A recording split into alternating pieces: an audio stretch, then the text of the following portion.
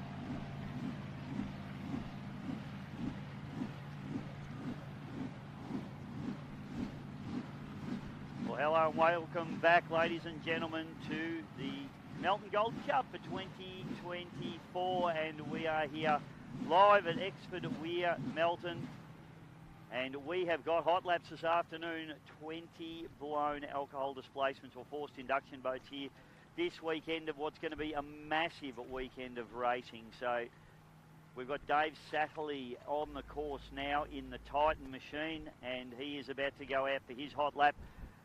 Process is going to be that they'll come down, they'll do a warm-up lap, then they'll be into their hot lap, and then a cool-down lap for all these boats. Satterley is the first boat out now, out of South Australia. This boat's been doing quite well in the championship, been pretty reliable. He had a pretty good run over at Berry in South Australia as well in the Australian Bad Championship. So a lot of racing for these guys at the moment. They've been up in Windsor, they've also been over at Berry within the space of a month, and now here at Melton. So really tough on the crews getting these boats sorted, and it's going to be interesting to see what Dave can do here. He'll be trying to put down a fast number. This is, of course, for his pole position in his heat this afternoon. 5 heats running this afternoon. And a massive shout out to everybody that has tuned in and is listening and watching live on GP Hydro live streaming. My name's Dave Bishop, and I'll be bringing you the action all weekend, hopefully with a few other commentators coming through into the commentary box over the weekend. But I'm a little bit lonely up here at the moment. I've got Connor Patterson hanging out with me. Hello, Connor. And Rolf Stanisic, the great man, all the talk photography. Okay, so warm-up lap now for Satterley, I should say, and just bring the boat down. Let's have a look at what Satterley can do.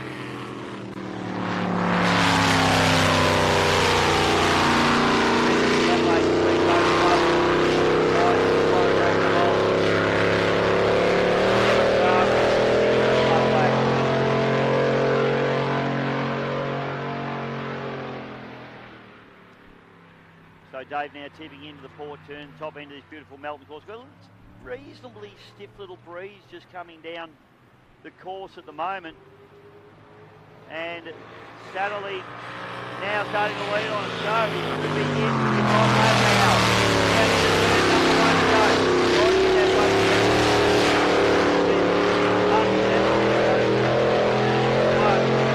Back runway, power down quite nicely. Up into the top turn, onto the cabs, not too hard on the cabs either. The boat's sitting fairly nicely, but as you can see, just rocking and rolling a little bit there. And now gets the power down nicely again for the front straight away. Stopwatch until laps up. That's Dave Slattery done. Hot lap, and he is entitled a cool down lap as well. Not sure he's going to do that. He just half spins the boat down there and pops it away. So that's Dave Slattery. Hot lap done.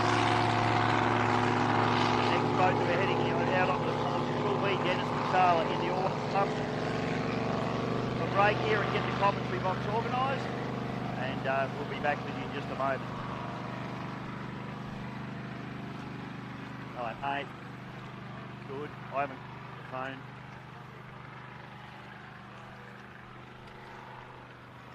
Yeah, oh, that's right. I'll just do this with time to get organised tomorrow.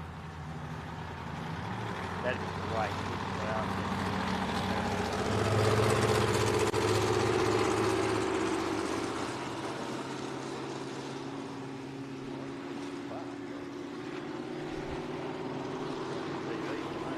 Anyway, I can just say they're unofficial. We're timing on our stopwatch, you know, but we've already missed the first one, so I won't get them all anyway because they're not going to go. you got to nick off. And giving them half's probably worse than giving them nothing.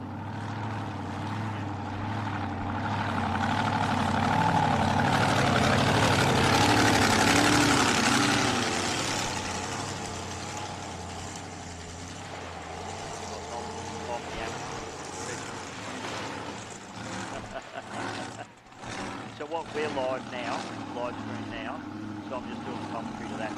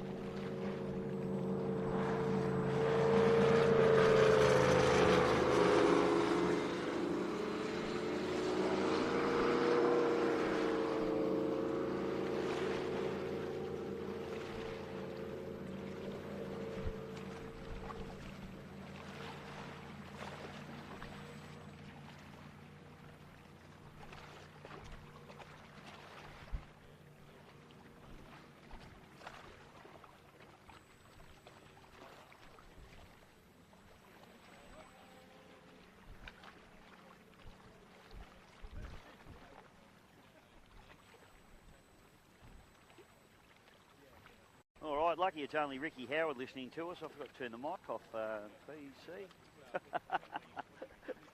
Lucky it's Friday afternoon. The only bloke listening to us is Ricky Howard up there on the Hawkesbury.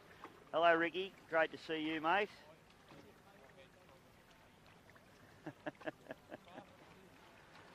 Anyway, Grant Harrison walked into the commentary box, so that's always a bonus. Now we've got Dennis Basala out on the water now.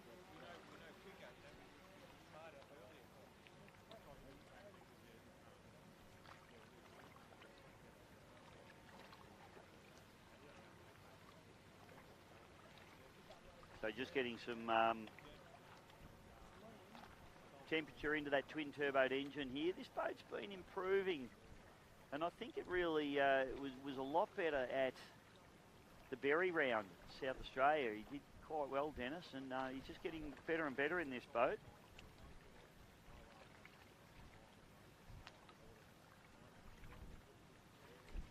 So just bring it down now, so he'll get his warm-up lap. Thank you, Stubbsy, from K55, sending me some lovely messages. Thank you, mate. That's very much appreciated. Hope you enjoy. You've got 2 days of listening to me. You might be sick of me by the end of that. There's a good chance of it. Here we go. All right, so warm-up lap first for Dennis, but I tell you what, he's not mucking around. He's straight into it. Always punting. Let's see how this thing can get around this tight Melbourne here.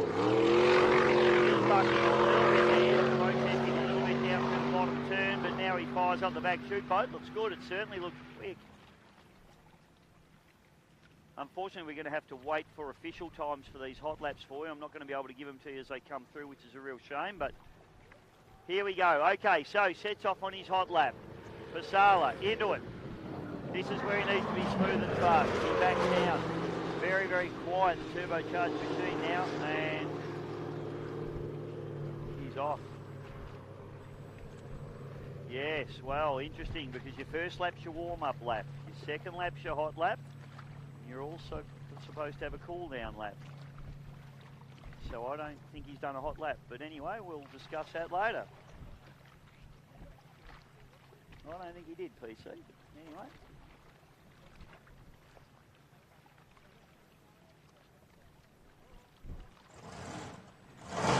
PC and I agree to disagree. That's a bad start to the weekend, PC, for you and I, because we're going to have to be together for the whole weekend.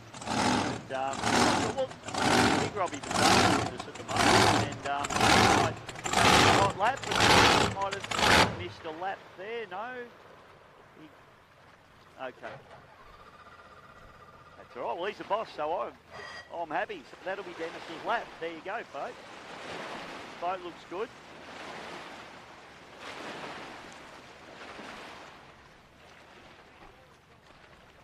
So Dennis bringing the boat back. There was one less lap than the boat before him, but okay, no worries. Unofficial, very unofficial on PC's phone at 30.02. Are we going to get some times, Rob? That straight away would be awesome. Thank you. There you go. You just got to ask Rob when things happen.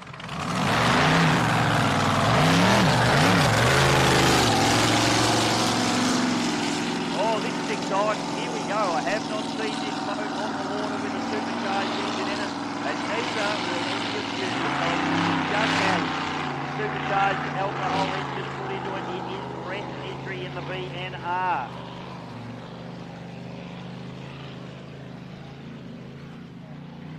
So this boat has come out of having the Toyota NASCAR 6-litre engine in it. And Brett, one of the finest engine builders. Thank you, PC. I had a bag of pens in my bag and I left them in there in my car. So I'll have some tomorrow. I'll be more organised.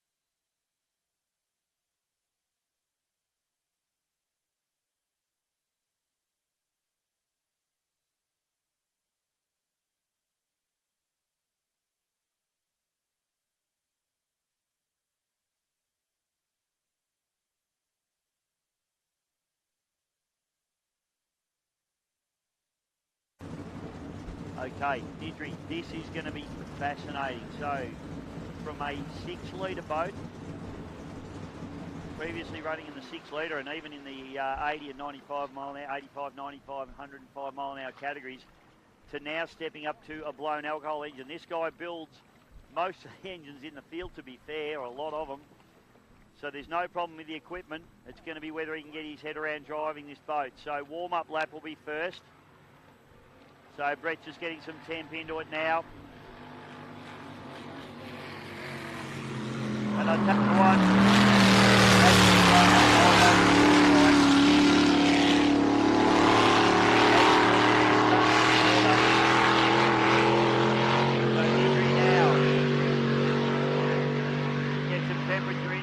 Come down for the start of his hot lap. Up to the top turn. Now we'll want to start to lean on it. This is the start of his hot lap now. So he runs a little wide, puts the power down. Let's see what he can do here. BNR. Hendrick sounds spectacular. He comes down the bottom turn. Actually gets it around very, very nicely. See whether he can get the power down. Does very nicely, in fact. Boat just a little bit of a skip and a hop on the exit of turn number 1, but it was very nice. Turns it in very, very hard. He's having a bit of a go here. This should be a good time out of Nidri, especially for a brand new combination. And a nice run through. So we'll get a time on Nidri for you.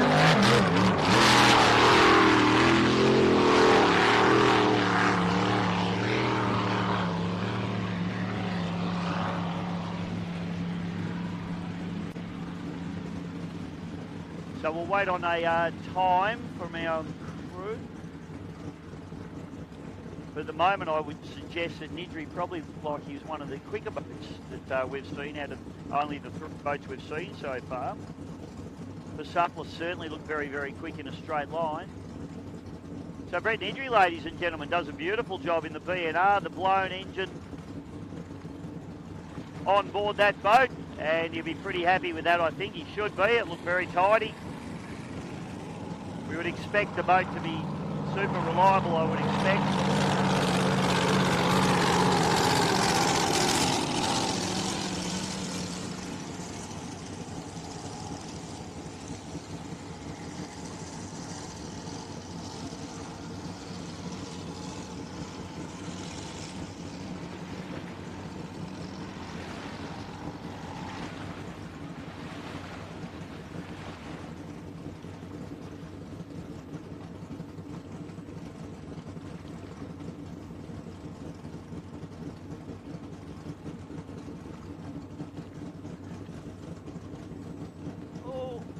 Taller.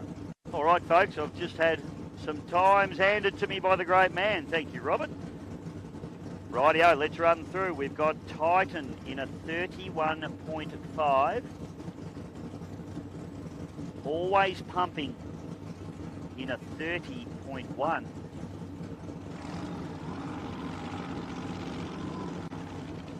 And BNR Engines in a 28.7. So BNR, quickest boat on the course at the moment.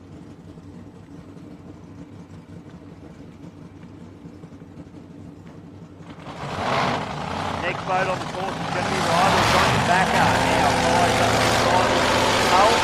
Rival between these boats still by himself out of Sorrel and Victoria.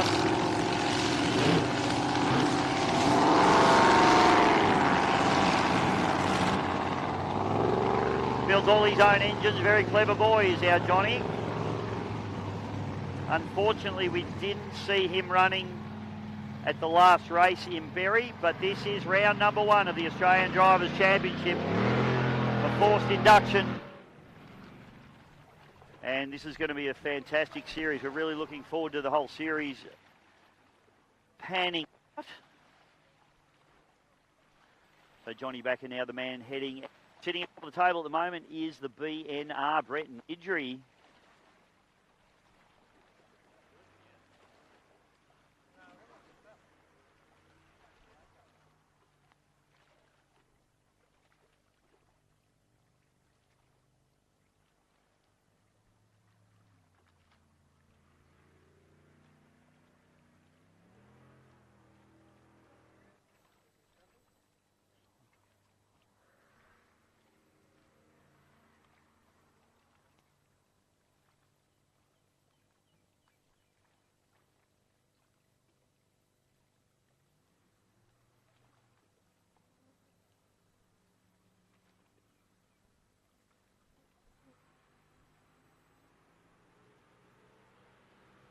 backer now, and this is his warm-up lap. I wonder whether he's putting in a time here. He definitely had a real go. You can see how much he backs it off. He struggles a little bit mid-corner, I'd have to say. Now struggling to put the power down as well. Both's got plenty of horsepower. You can hear it, you can feel it. But Johnny's certainly not getting the power down as nicely as he would like to. However, this will be the start of his hot lap now, so that's his warm-up lap completed. Brett Nidry's the man sitting atop of the table at the moment. Time to beat is a 28.7. Now backer on the hard charge. Down into turn number 1 for the first time. This is where he needs to be smooth and fast. Needs to get the power down here. Can he get it down? Nice job from Johnny Backer there. Gets the power down nicely. Heads up into the top turn now. Hard on the calves now as he heads around. Backer chasing that time of 28.7 as he puts the power down now. He gets it down nicely. Yes, no jumping or bucking. Good job. Bang. Top was a sham shut. We'll wait on the time. We'll see an unofficial time there, but it's a good time there for Johnny.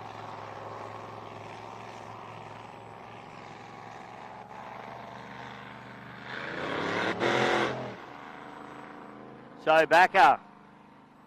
Boat probably so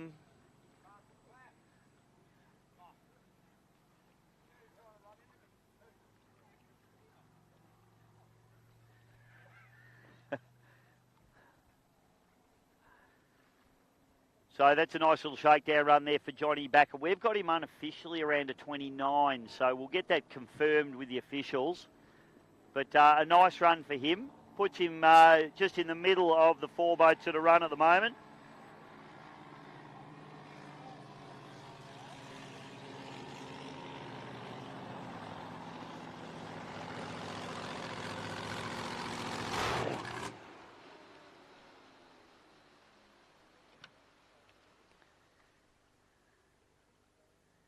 So next boat that we're looking for will be, and it's great to see this guy back out on the water, it'll be the Destiny with Blake Ramsey. Blake, of course, was involved in an incident up at Dargle, which unfortunately saw the boat pretty seriously damaged, particularly in the engine department. Got run over by another boat and quite a bit of damage done. So it's great to see this boat back on the water. Blake, of course, Blake's brother Tate's been heading off on his merry way, winning everything there is to win in powerboat racing at the moment, in blown alcohol racing, that's for sure. So, first time back on the water for, I think it's around about 7 or 8 months for Blake Ramsey and the Destiny. He was super quick before that incident, which has unfortunately probably broken a little bit of his momentum. Let's hope he can get back into the groove nice and quick, smart. I'm sure they're very good operators, this team, of course, out of the Ramsey racing team, so they know how to screw a boat together. And Blake looks like he's just going to go straight into his warm-up lap. So it'll be interesting to see what Blake can do here in this one.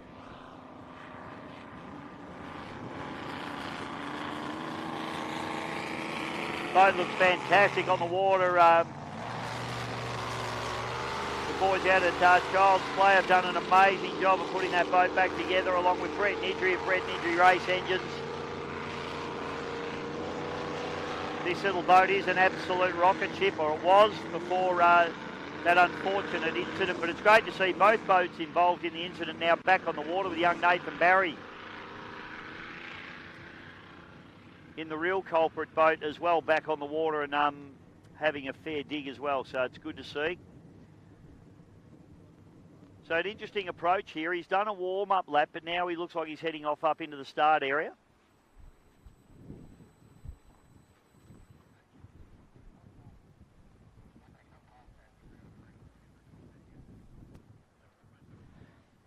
Got a few different angles here this weekend, folks. Hope you're going to enjoy. We've put our old mate Neil Cullis, cameraman number 1, over on a mound of dirt on the other side of the lake, and we've sent him over there. There's not a tree in sight, but he's going to bring you some terrific images from the other side of Melton Weir. So that should give you a much nicer view of the top corner than what you've seen previously. So pretty excited about that, and hopefully you get some great images over the weekend.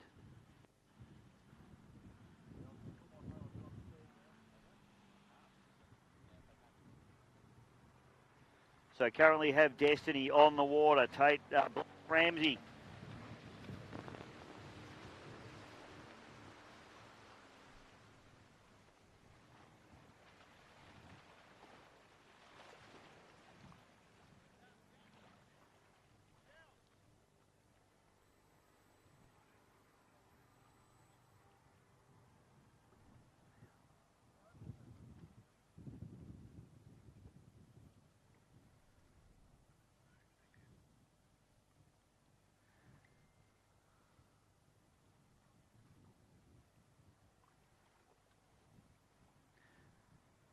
So Ramsey now approaching this a little bit differently to everybody else.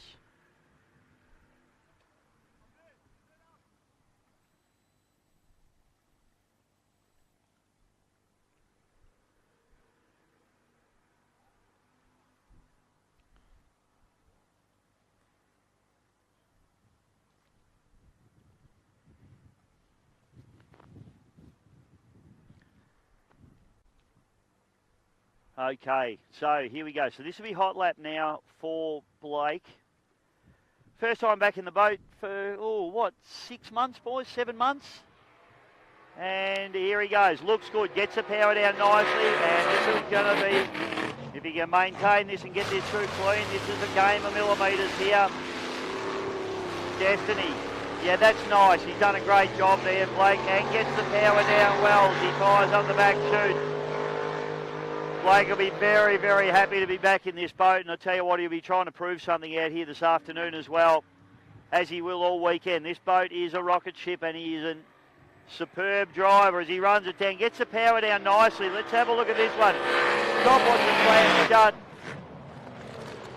So an unofficial 30. So that puts him around mid-pack at the moment, but that is unofficial, folks. I'll get you the official times as soon as they come to hand.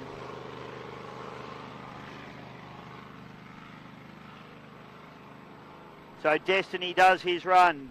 Decision. Now, decision with Brent Lewis. Out of Queensland. 6-litre boat. Blown boat. Former 6-litre boat.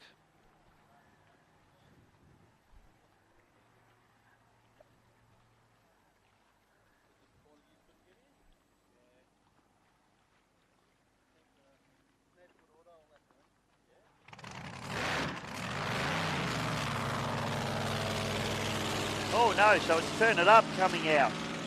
So no decision. No decision, no decision. Big shout out to Nathan Glidden who's listening in. Good on you, mate. Hope you're enjoying it. As we see now Connor Patterson head out in the Turn It Up as Blake Ramsey brings the Destiny machine back into the pit area.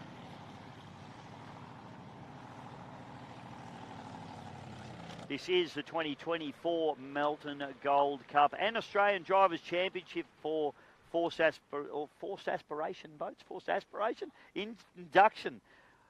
I'll get better as the weekend goes on, Rob, I promise. I better. I get sacked. He just said I couldn't get any worse.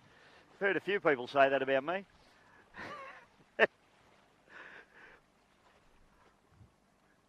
I can give you his address, folks, if you don't agree with him. Okay, so Connor Patterson, Turn It Up. This boat was absolutely poleaxed at Epilogue only a few months ago, and Stevie Scott has done an epic job of putting this boat back together. The whole right-hand side of the boat was torn out in some very, very rough water. Big shout out to Lee Patterson as well, who will be watching this. Connor's biggest supporter, of course. Hope you're up and about, Lethal, this afternoon. So, yeah, had an unfortunate, very major delamination at the Epilogue Gold Cup a couple of months ago, just before Christmas. Basically delaminated the whole right-hand side of the boat. Stevie Scott's done an epic job of putting it back together. And it's going to be interesting to see how Connor can go here. Connor's a hard charge, there's no doubt about that, but it is the blown engine in the boat now. They have run blown engines in this boat before, but it's still, I would have to say, probably a relatively new deal for these boys. So let's see what they can achieve here.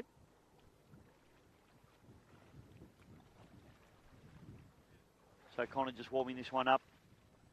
Still sitting on top of our table at the moment is BNR. I haven't got times yet for Rival and Destiny. And Decision not running in this one. Okay, so just got the word from the officials there that Decision will be running a little bit later in the order, but he's going to cop a 2-point penalty for not running in order. They need a little bit more time in the boat, obviously, in the pitch. Here we go. Connor Patterson lights it up down the front straight away here at Melbourne, Victoria. And he is hard at it. Gee, I tell you what, that boat sounds strong.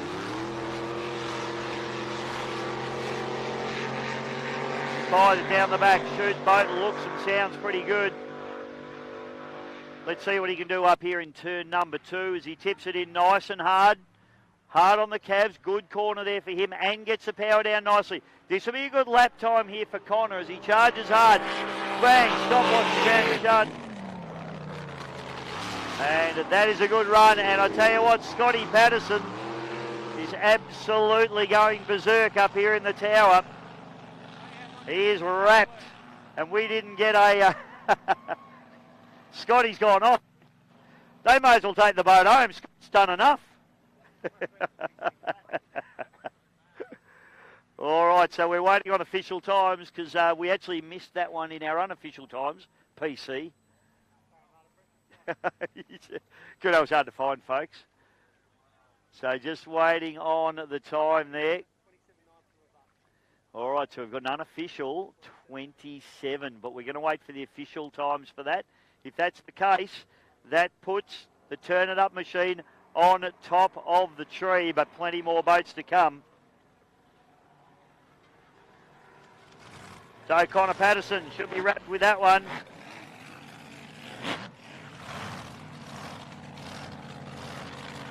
Next boat we're looking for is a boat that has been a giant killer over the last couple of rounds of the Australian Bad Championships. It is the Chase and Cash, Heath Hamilton, out of the Glen Maggie District Boat Club, Victoria. Thanks, mate. So we send Heath up to the top end of the course.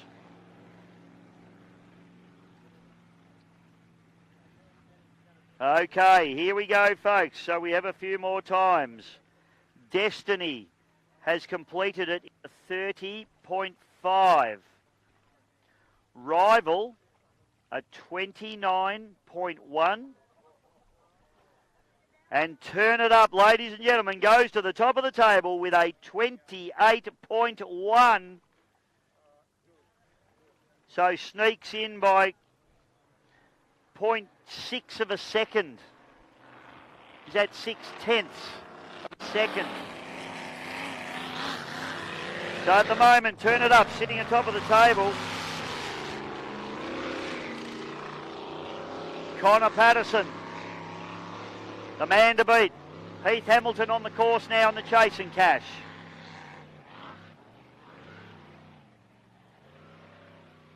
Thanks, mate. Yep. Yep. Test, test, test. 1, 2. All right, for those. Welcome, ladies and gentlemen, to everybody that's here on site of the MRSBC for the 2024 Melton Gold Cup and Australian Drivers Championship. My name's Dave Bishop. We have been on the live stream, but we've only just been given a microphone. Joining me in commentary this afternoon is Paul Cunningham. PC, welcome. Thanks, Bishop. All right, Hamilton now. Here we go. We'll run through some times once Heath has done his. As Heath Hamilton now in the Chase and Cash. Oh, he gets it laid down on side a little bit, had to get out of the throttle. That was a bit of a shame for him. But I don't think he will have lost much time there, only maybe a tenth or two. Here we go, up through the top turn. Hamilton now, he's been an absolute giant killer in this boat the last couple. Oh, he throws it up sideways, has to get out of the throttle a little bit. Stopwatch and slam shut, it looked quick. It looked quick. Looked very quick. Okay, folks. Let's run you through the point standings at the moment with our hot laps. We have Titan in a 31.5 for Titan. We have a 30.5 for Destiny. A 30.1 for Always Pumping. 29.1 for Rival, the first boat to go under 30. B&R Engines 28.7 and Turn It Up a 28.1 I should say. So at the moment top of the table is the Turn It Up with Connor Patterson, and we're just waiting on a time now for Heath Hamilton in the Chasing Cash. We believe he's gone in under that 30-second barrier.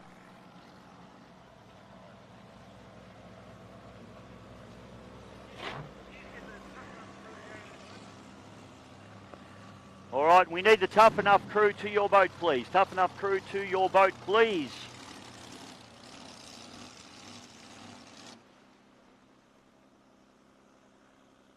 So I think we have 5 heats this afternoon as well, folks. So it's going to be a pretty hectic Friday afternoon here at the MRSBC, the Australian Drivers' Championship for forced induction boats.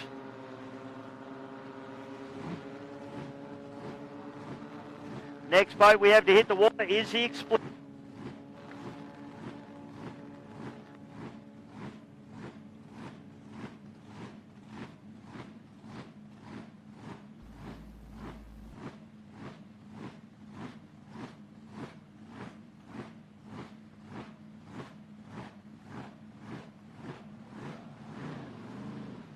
Okay, all you Barra fans, Chris Hearn hits the water in the Explicit.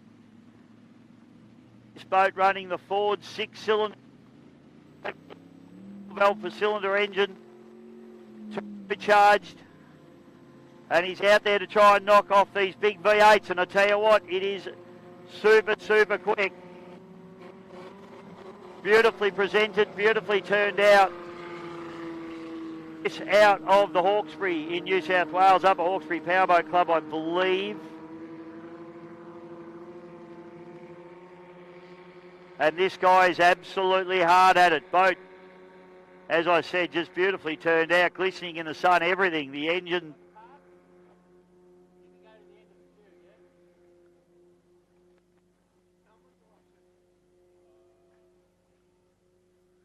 We're up to 8.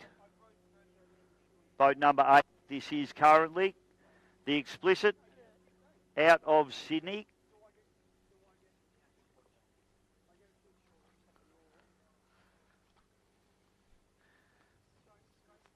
Yeah, we were supposed to have arisen, and we've also missed. Oh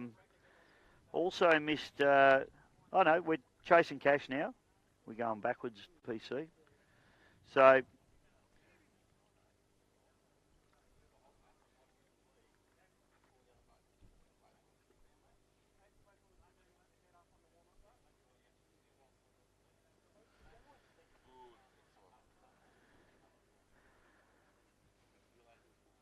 Okay, Chris Hearn now just getting some temperature into that mighty little Barra engine.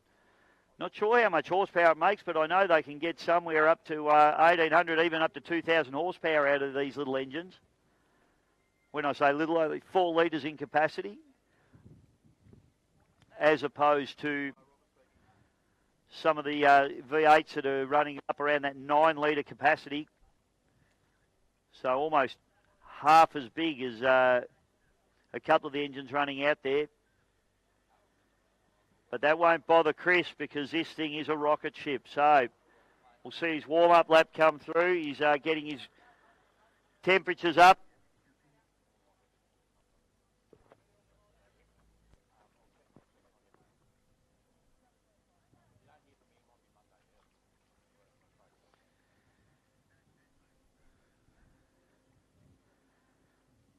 Okay, so Hearn now absolutely lays into it. He might be trying to put his hot lap down here. Let's just see what happens as the barra comes down. You can hear it hissing and squealing down into turn number 1. He needs to be smooth here, though. This is very light, this boat. Hasn't got the weight of the big V8 engine as well, which can potentially be a disadvantage in some instances as well in terms of handling, but the boat tipping in very, very nicely into turn 1. Let's see what he can do out of turn 2 here. Now he gets on it hard, and I think this is going to be for his hot lap here. So gets the power down nicely, and Explicit goes through. And if our unofficial time is right, I'm going to wait for the real time there.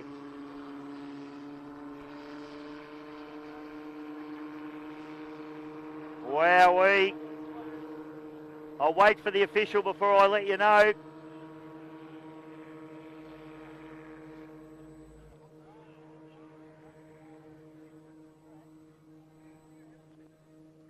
Just having a look now at the GPS. Maximum top speed, 220 kilometres per hour out of Turn It Up. These guys could be slow. These guys could be slow around the course. They wouldn't care as long as they crack 220 down the straight. Well done, Connor. Great job.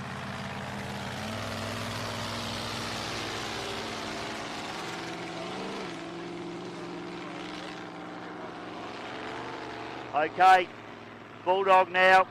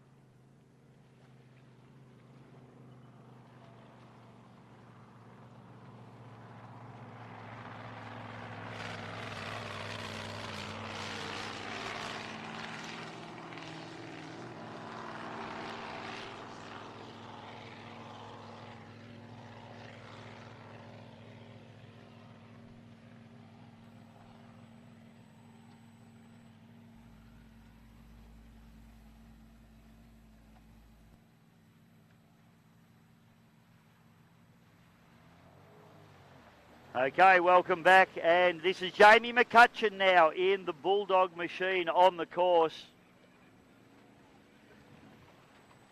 Still waiting on the official time for the Explicit.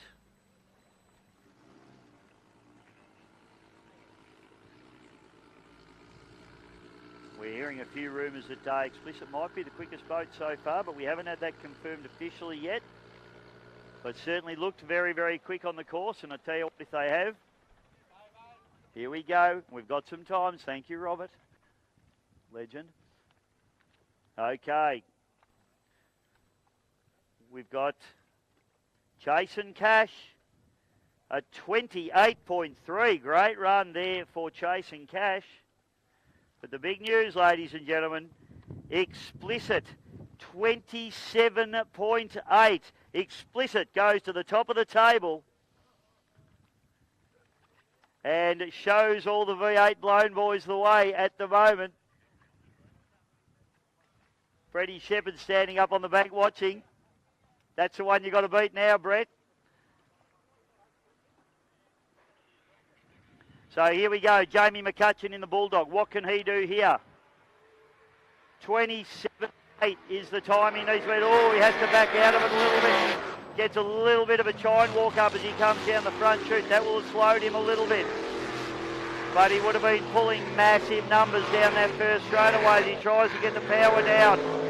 McCutcheon now finally gets the power down, but a couple of annoying little hops there just down the back chute will cost him a little bit of time there. Now he gets the power down very nicely. That's a great exit out of turn number 2. And McCutcheon, stopwatch is slammed shut. Jamie McCutcheon in the Bulldog is through.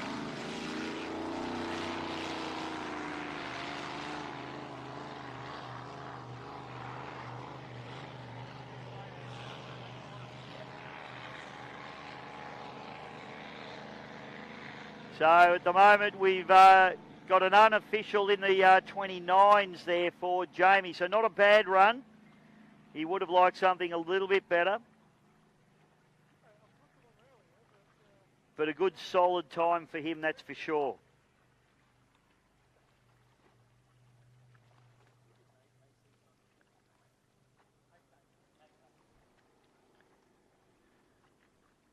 Welcome to everybody that's come out this afternoon here to Melton as well. The ground's looking absolutely beautiful as always.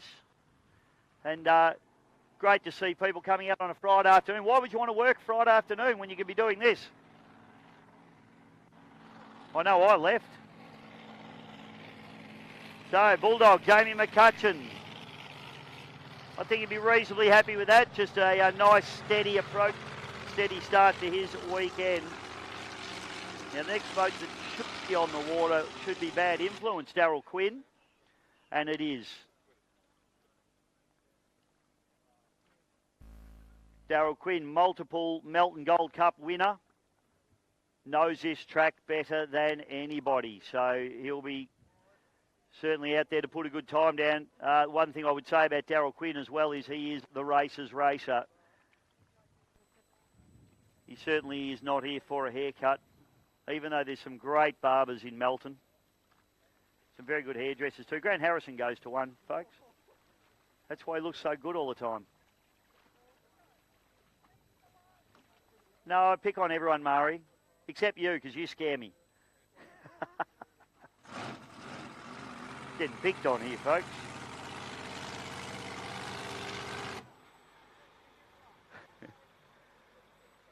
So I hope you're enjoying the racing, and if you're here and you've got friends at home or around the world, overseas even, tell them to jump onto GP Hydro live streaming or Bisho Media, and you can click onto the live stream live. And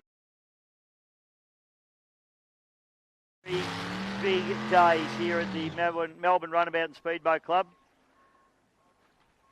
We've got lots of amazing racing. Of course, we've got the Australian Drivers' Championship for forced induction boats, which has brought them all out of the woodwork, but we've also got the coveted Melton Gold Cup running this weekend as well, along with a whole bunch of other trophies. A lot of prestige here this weekend, lots of fast boats, and you can tell because 20-odd blown alcohol boats turned out in force. As we watch the Bad Influence now head out onto the course. Daryl Quinn, the River Rat, out of the Hawkesbury in New South Wales, but knows this course, as I said, as well as anybody.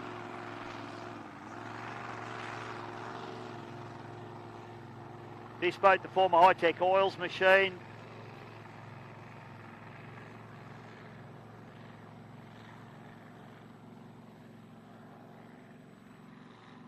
Looking resplendent with the sun shining off it in black. And Daryl's a hard charger. They've also got the Shenanigans boat here this weekend, the 6-litre boat, which is incredibly fast. And I presume Daryl will be driving the Shenanigans boat. I haven't checked the form on that, but I'm guessing Quinny will be driving that boat here as well this weekend. So he's going to be a busy boy. He doesn't come to the boat races to lounge around, that's for sure.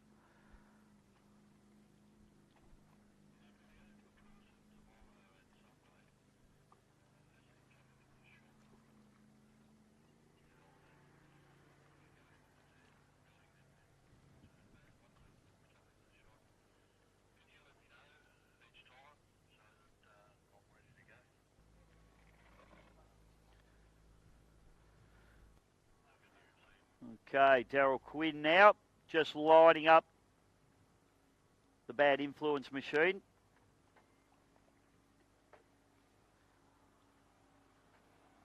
He's got a time to beat of 27.8. Currently top of the table is the Explicit. So warm-up lap he'll do.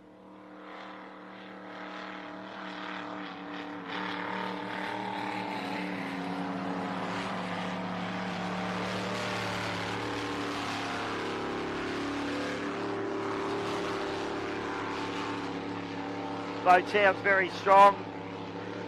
It always does, this particular machine. Beautifully prepared and turned out boat.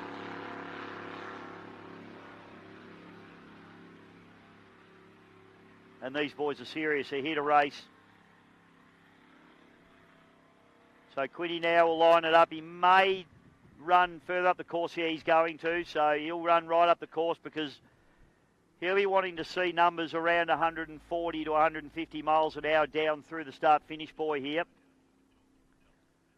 As we saw, Connor Patterson ran through 220 kilometres an hour. Someone's going to have to do the maths for me. Who's good at that? You good at that, PC? 138 miles an hour?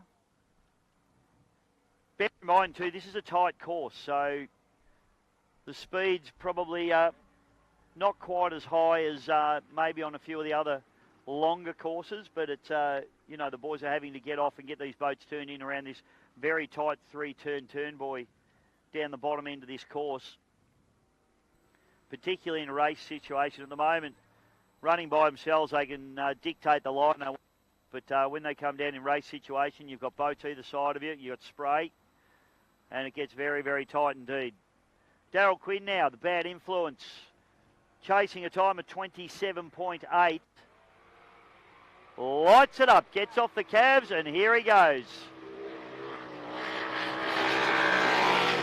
A little bit unsettled, I'd have to say there from Quiddy. The boat just rocking from chine to chine as he gets the power down. Oh, he really cabbed it in hard there. The boat bogs down a little bit. Then it frees up and heads up in the top turn. I've heard a little bit of a pop there as well. Might be just a little bit rich, this engine. Let's see what Quinn can do here as he brings it down the final straightaway.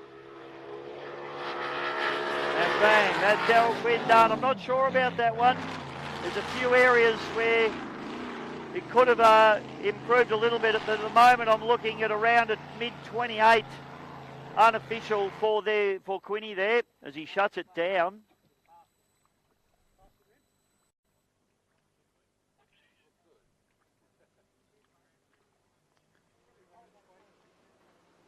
So 220 k's an hour is 137.5 miles an hour. Thank you, PC. Ralph, they have very good schools over there in South Australia. Ralph's a very well-educated man. He's the only one that passed. Yes.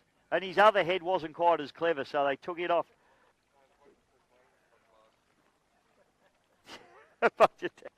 Well, South Australia is proof that...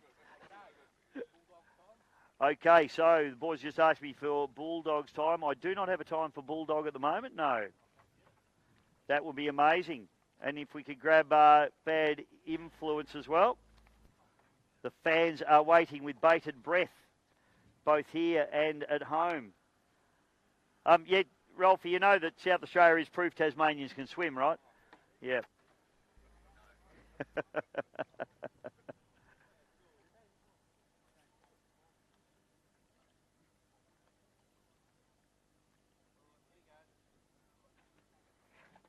She's right. Thanks, mate. Oh, this is awesome. It's good to be the king, folks. All right, now, times. We have Bulldog came in at a 29.1, so not a bad run there from Jamie McCutcheon. Bad Influence, a 28.4. So 28.4 for Bad Influence. That puts him, just have a bit of a look here as we do the maths. For about 28.1, 28.1. 28.7, 28.4. So that puts him in third place at the moment. So boat sitting top of the table is explicit in a 27.8.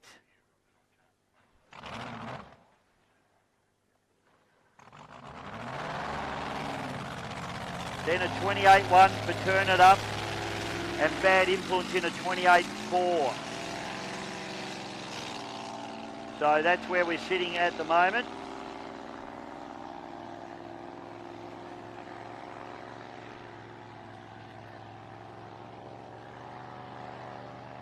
Then we'll go through to B&R in a 28.7. Sorry, Jason Cash with 28.3, sitting in fourth spot at the moment.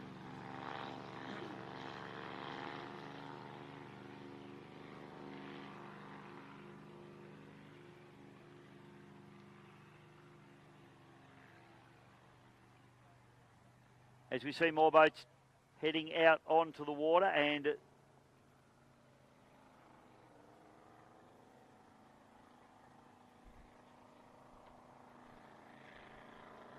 this is the Immortal of Mark Gauci. So this boat, Marge Watson, multiple Marge Watson winner, and very, very towy, very fast driver. Mark Gauci, one of the nice blokes going around in powerboat racing. So the Immortal, great to see it back on its home track here at the MRSBC. Gauci knows this track very, very well indeed. Multiple championship winning boat, this particular machine, and Mark came out of ski racing originally. And the circuit boat racing, and absolutely took to it like a duck to water, and he's been a force to be reckoned with for, I'd reckon, the last 15 years in this boat.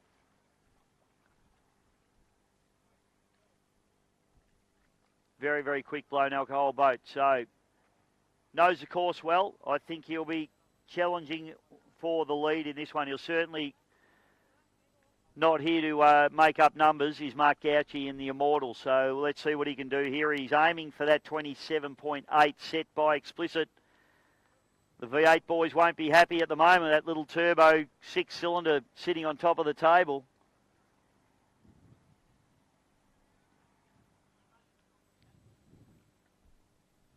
We've known the potential of those engines for a very, very long time, and Tony Hearn's definitely extracting big numbers out of that boat now. But it's all about Mark Gauci now in the Immortal. Can he do it for the MRSBC here? Member of the Melbourne Runabout and Speedboat Club here at Exford Weir in Melton. And he'll get his warm-up done. So warm-up lap now for Gauci. He does lean on it.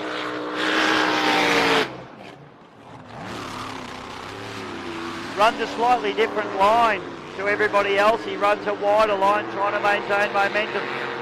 So I'd say he's doing this one as his hot lap.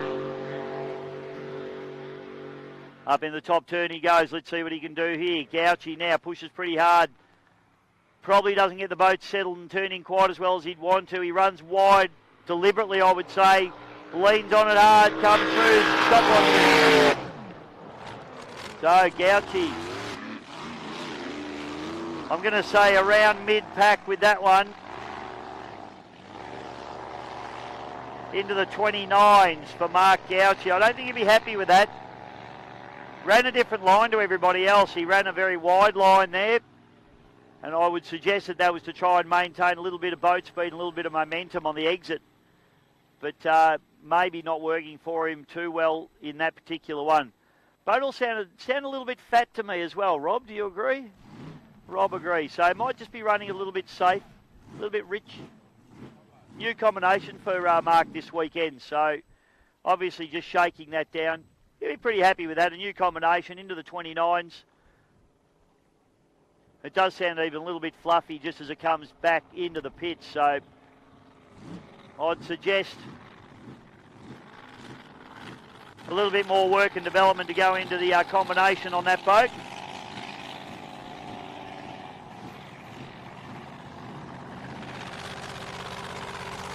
Certainly getting a little bit of a breeze coming through here as well.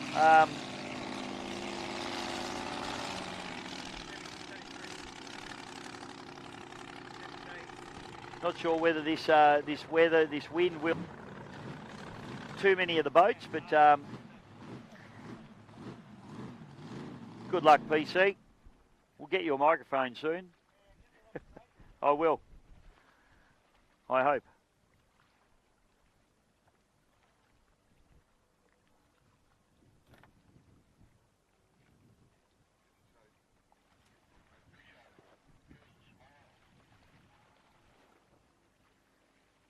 All right, for those of you watching at home around the world, that's where I sit. Neil's focusing in on me. He's got Rolf. He's got probably easier to see than me, Rolf.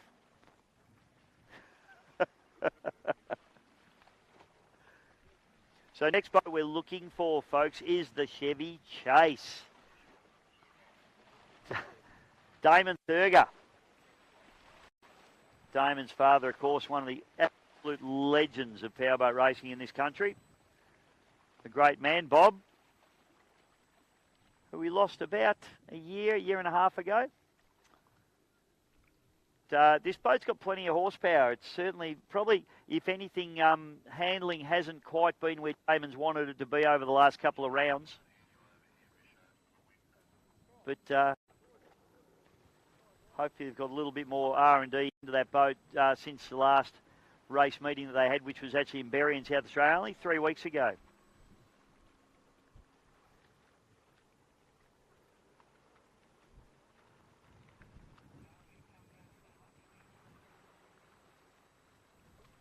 I've organised a little bit of shade there over for Neil Cullis, if you can see it as well, folks, over there on the hill. He's a bit worried he didn't have a tree, so I've just organised that little bit of shade there for him. You didn't realise how connected I was, did you, Rolf?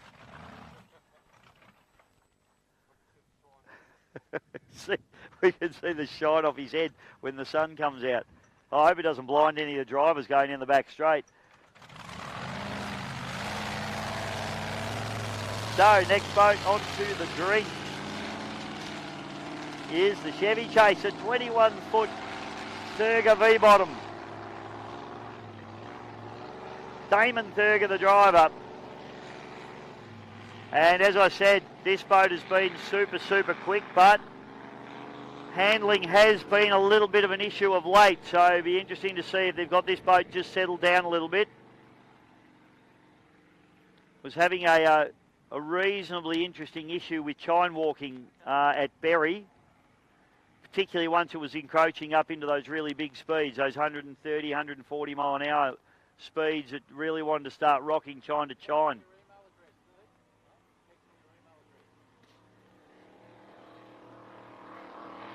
So Damon Thurger now, the Chevy Chase, getting his warm-up lap done.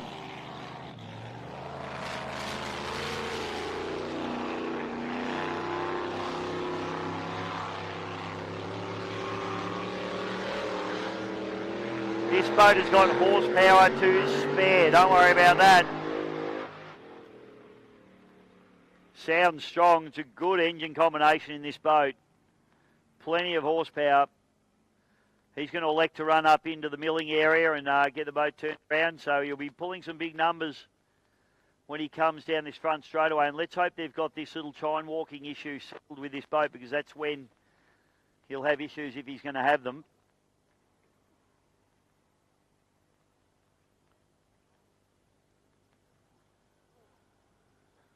Okay, Damon Thurger now. He's chasing that time. It is still explicit, sitting on top of the table in a 27.8 in the Barra. Thurger now. Chevy Chase. Not attacking. Not attacking here at all, so I'm not sure what's going on. Now he gets on it. Interesting tactics. Not sure. Down the back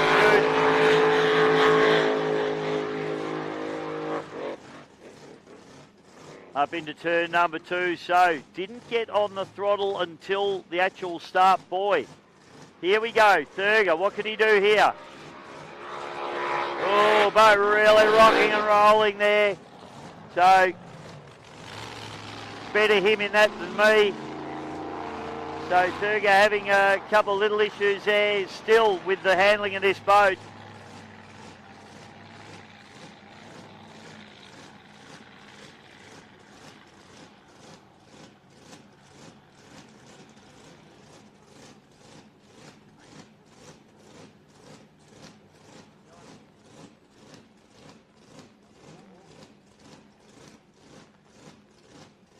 So Damon Thurger now, we just wait on the time for that one.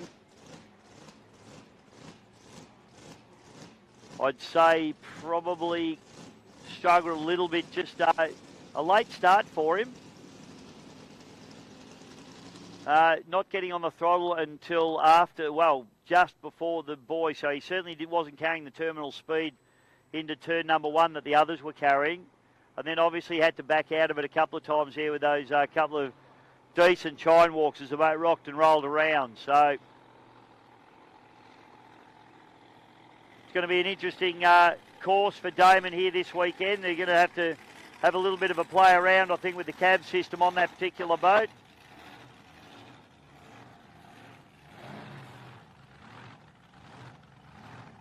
So next boat that we are looking for will be Brett Shepherd in Unleashed. And thank you, Ricky Howe. I don't know why Ricky Howe's not here in commentary with me. I was chatting about Shenanigans earlier on. And of course, Chris Pugsley driving Shenanigans this weekend. So good to see Chris here. He's a former Melton Gold Cup winner and a very, very hard charger.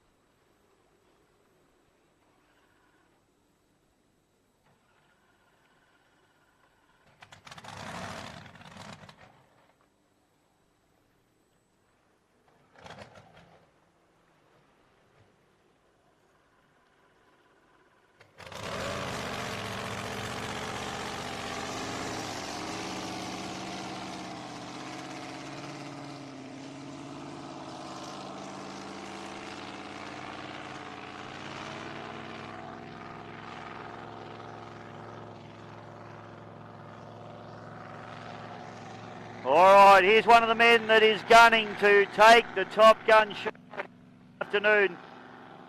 Currently Explicit sitting on the top of the table.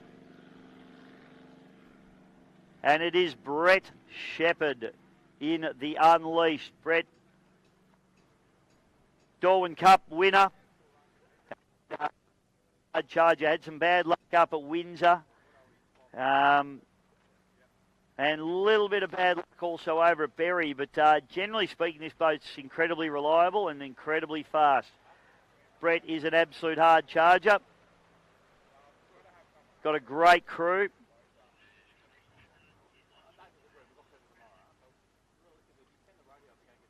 And this will be hot. One of the hottest of the hot laps, I can assure you of that. Brett doesn't muck around. He's a hard charger. Plumber by trade. This particular boat got a little bit of damage sustained to it last year. Up in Taree. A little bit of a bingle. And the boys at Child's Play did an epic job putting it back together. So we've had a few boats that have had a couple of little bingles this year. Boat sounds a little bit fat to me.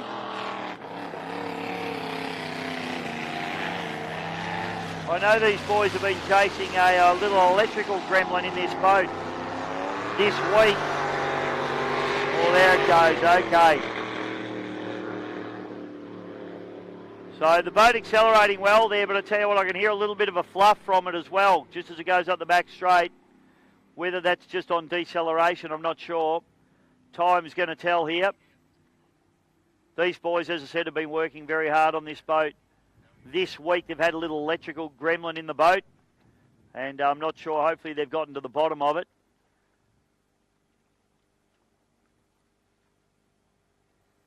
So Shepherd's going to line this up. This is a big numbers boat. Keep an eye on this one. She'll be pulling well into the 220, 230 k's an hour down the front chute here.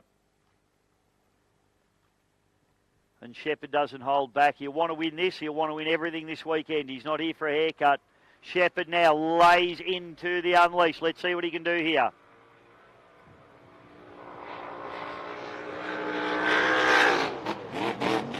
Not the pace that I would expect out of that boat. I think it's still... That was better. Very good acceleration out of turn number 1 up into turn 2 now. So boat didn't look like it had the top end that it usually did, but certainly looks like it's got plenty of snot coming out of the corners. Maybe they've geared it down a little bit. Let's have a look and see what he can do. Comes through. Shepherd looks quick. Ran that wide line, maintained the momentum. Maybe a good tactic for him. We'll wait on the times.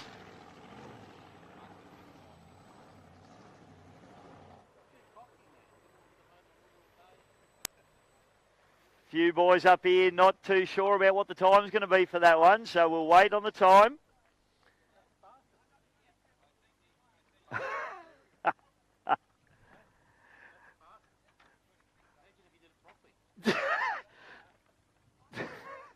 Rob, you're killing me. Thanks, mate. All right, ladies and gentlemen, so I have some times here. Immortal. Let's run with Immortal. Immortal in a 29.2. Chevy Chase in a 29.1. And ladies and gentlemen, the first boat to go into the 26s, Unleash 26.9, goes to the top of the table. Brett Shepherd. They've obviously found the little gremlin they were looking for. So Shepherd now goes to the top of the table. In the Unleashed, we still have Reckless to come.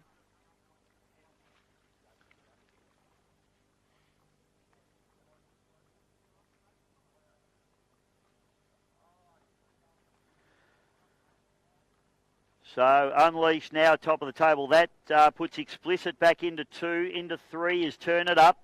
Into 4, Bad Influence. 5 is Chasing Cash. So waiting now on Reckless now. Tate Ramsey to come out.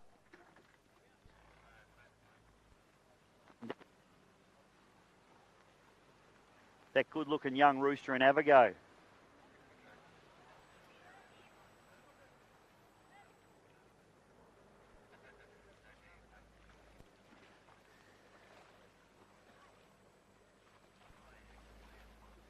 This is the 2024 Australian Drivers' Championship and Melton Gold Cup here at the Exford Weir in Melton, Victoria, Australia. We'll be back in just a moment.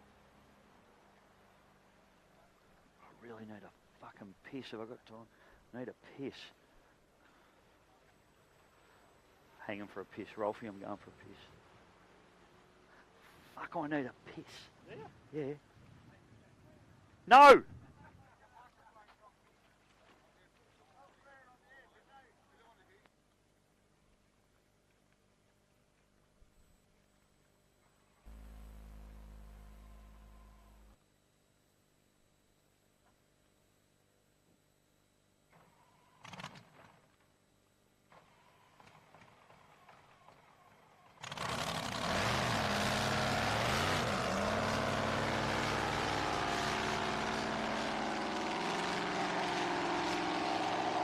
Okay, next boat to hit the water is the Reckless, Tate Ramsey.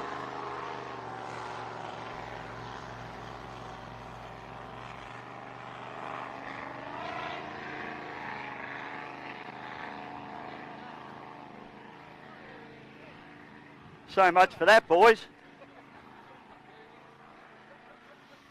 All right, let's see what Tate can do. Tate's pretty much won everything this year, you'd have to say. The only one he's probably missed out on's the Darwin. Won the Marge. Watson for unlimited displacements. He's won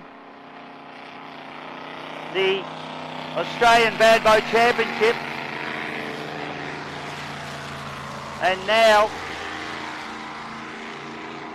in round number 1 of the Australian Drivers' Championship for forced induction boats, he wants to try and get the job done here as well.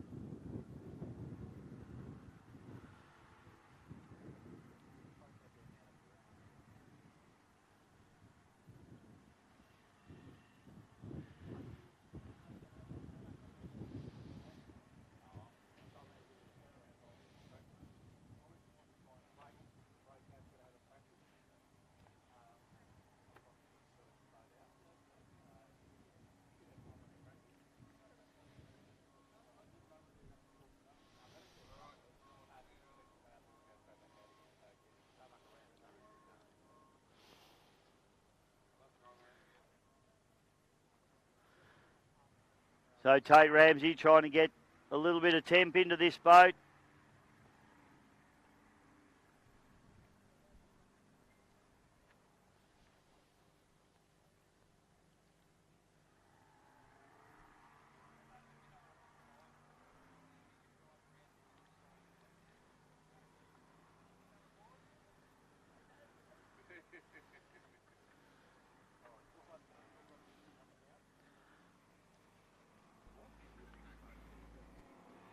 Okay, so Ramsey now bringing down the Reckless. Whoa, whoa-wee. Gets on the gas, but it blows itself out of the water. Got some problems here, and he has come off, and that boat shut down.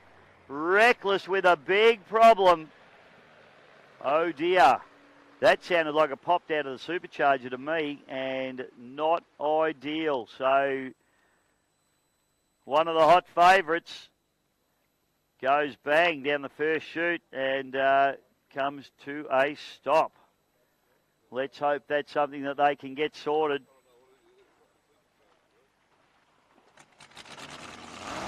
Engine fires back up again, which is good news. Thought that might have been a little bit terminal, but yeah,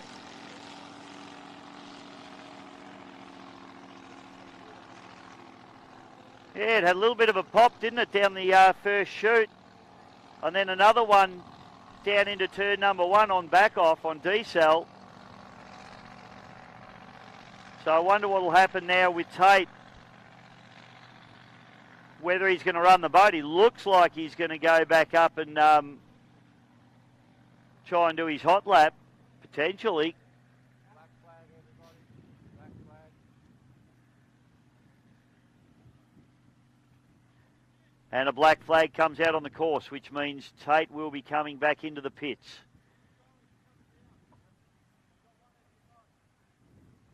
So that's a shame there for Ramsey Racing. Destiny boat did a nice time for its first time back out.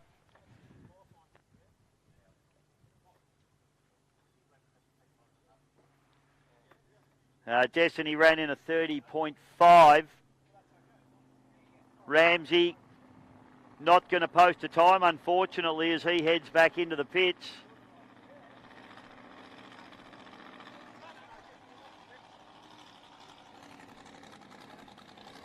The engine still sounds like it's running okay, which is quite strange.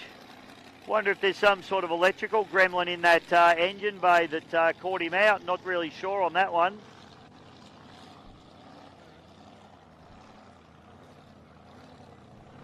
So what a shame for Ramsey.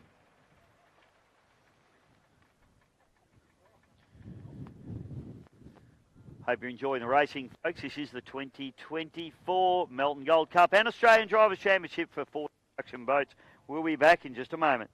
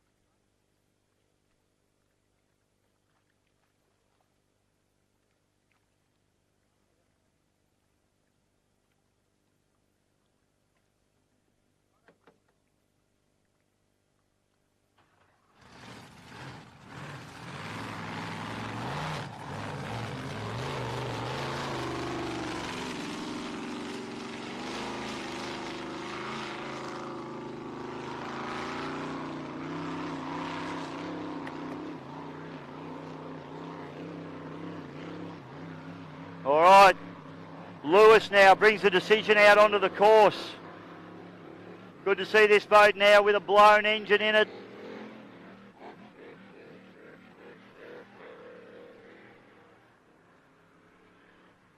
A new arrangement for this team and this deal. So it should be an interesting one to see what he can do here. Been pretty keen to watch this boat run. I haven't had a look at it in the pits yet. I certainly will be. I'll give you all the updates on it tomorrow. Looks spectacular. Done a beautiful job on it in the grey and blue livery. Let's see what Lewis can do here with a little bit more horsepower under his feet.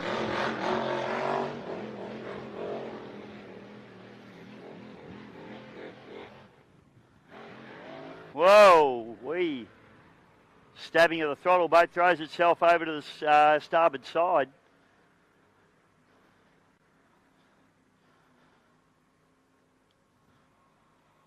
So I'll see what Lewis can do here.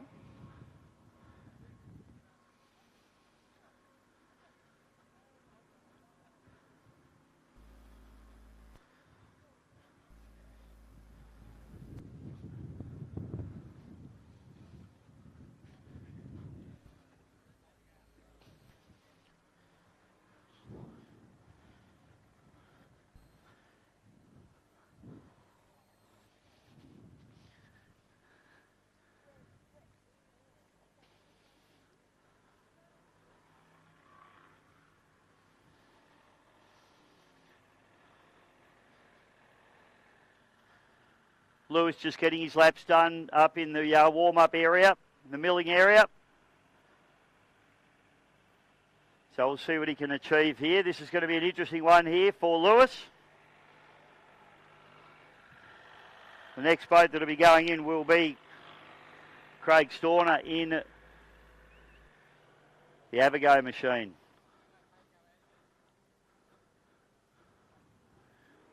Here we go.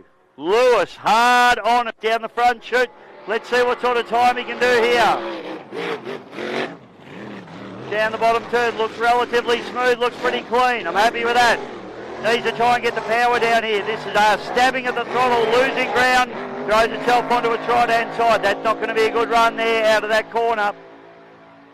Boat certainly looks very fast up into turn number 2 now as he tips it in hard. He's got to try and get the power down a little bit better than that though. He does. He's still stabbing it a little bit, but that was a lot nicer exit. And the stopwatch is slammed shut. Lewis is done. So we'll wait on some times, folks. We'll be back to you in just a moment. This is the 2024 Melbourne Gold Cup and Australian Drivers' Championship. We'll be back real soon.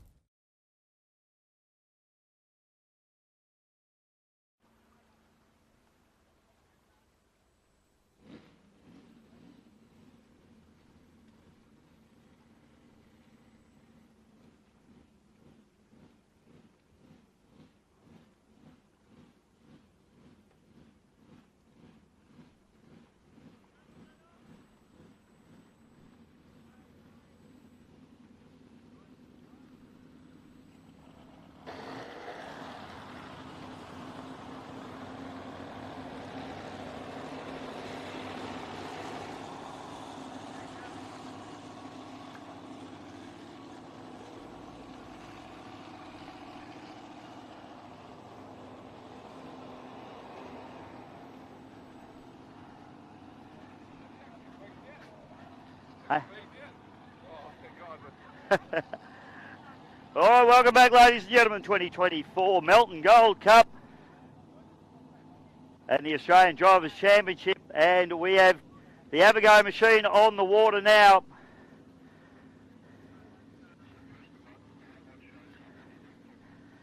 Try and get a couple of times in for you as well once they come to hand, folks.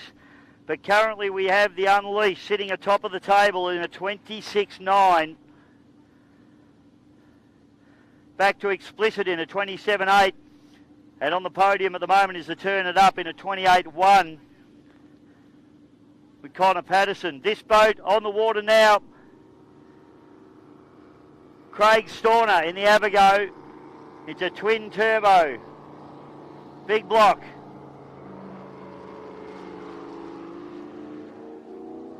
And this guy's hard and fast at it. He's also one of the guys that has had a lot to do with the inception of this Australian Drivers' Championship for forced induction boats. And I tell you what, if that little bit of acceleration there's anything to go by, keep your eye on this lap because that boat just set itself beautifully then. Craig's a hard charger. He's a take no prisoners sort of a cat. Boat looks spectacular on the water. The engineering in the engine bay of this boat is just an absolute credit to the crew.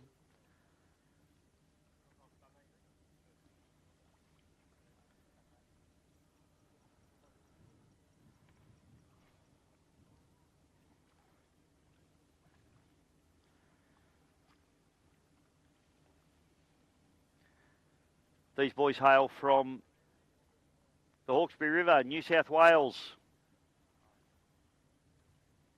And as I said, Craig, instrumental in the setting up of this inaugural series. And this is round number 1, Friday afternoon, hot laps.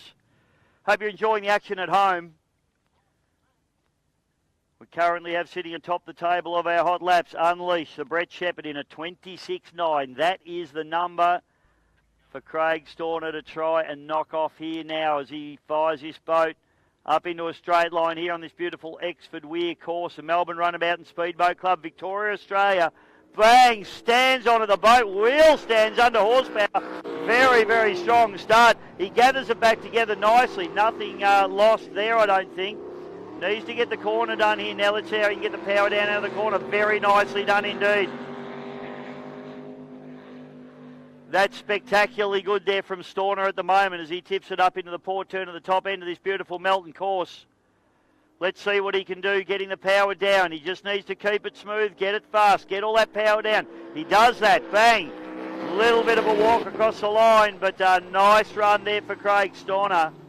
And I'll be very excited to see his time. Turbocharged engines, of course, sound a lot quieter, but that was impressively fast. Has he knocked off that 26.9 of Unleashed? That's going to be the question. Good run there from Storner. Put your hands together for him as he brings that boat back into the pits. Boat looks absolutely spectacular.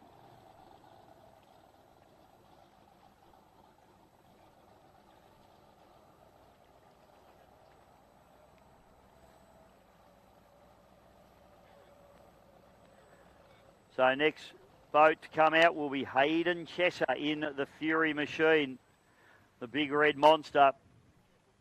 Another one of the New South Wales River Rats.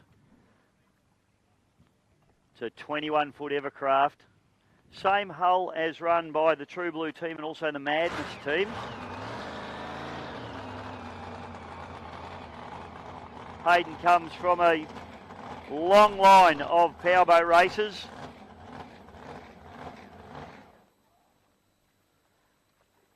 Of course, Barry, one of the legends of blown boat racing in Australia.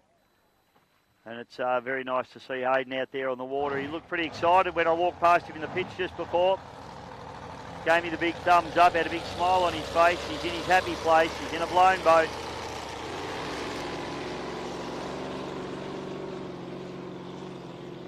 Fury Marine.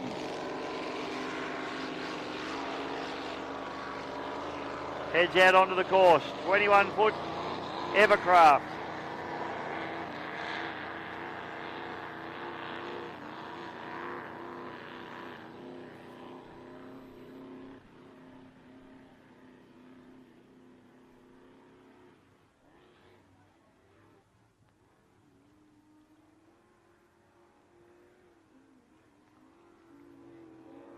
So getting his warm-up lap done here. Boat porpoising a little bit, but not on the power yet.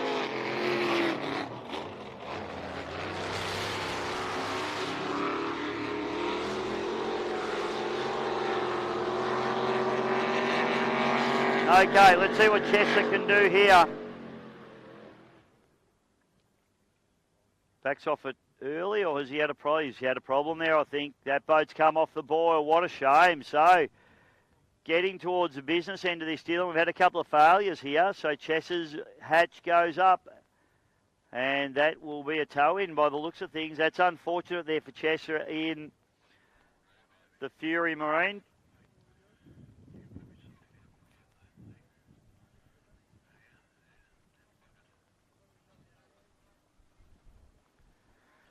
So rescue boats will go over to him and get Hayden back into the pits. That's unfortunate. Let's hope that's only a small issue. In the meantime, I will try and get a time for the Avago for you. So I'll just have a quick chat to our officials. We'll take a short break while I go and try and get some times for you.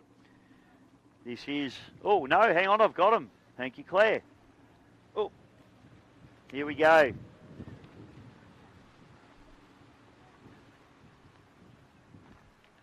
All right, we have some times. Decision, Brent Lewis, a 30.01.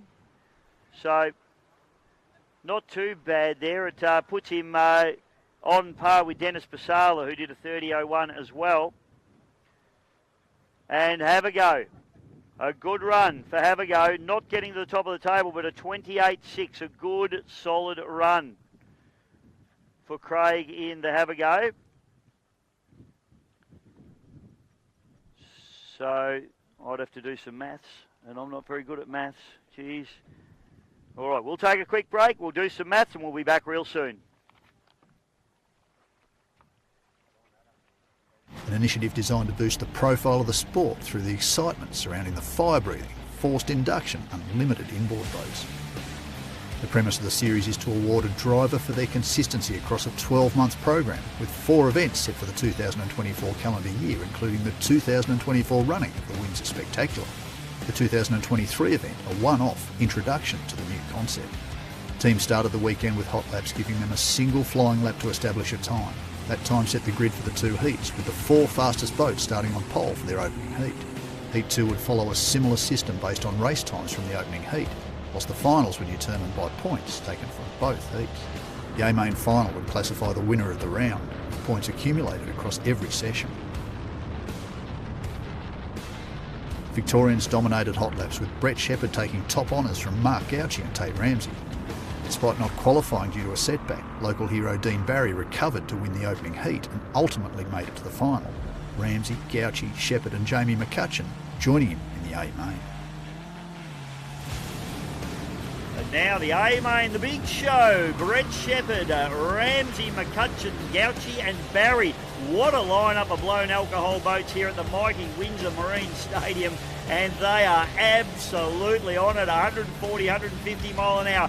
Down into turn number 1. There is spray, there is action, there is noise. I tell you what, if you've never seen these supercharged alcohol boats live, do yourself a favour and get to a venue and watch them, because fair dinkum, your ears don't come good for a week. But Brett Shepherd was the man on pole position, and he was always going to be very, very tough to beat from there. But you can see Tate Ramsey like a yappy little dog there on the outside, just trying to make up some ground and get around the outside of him.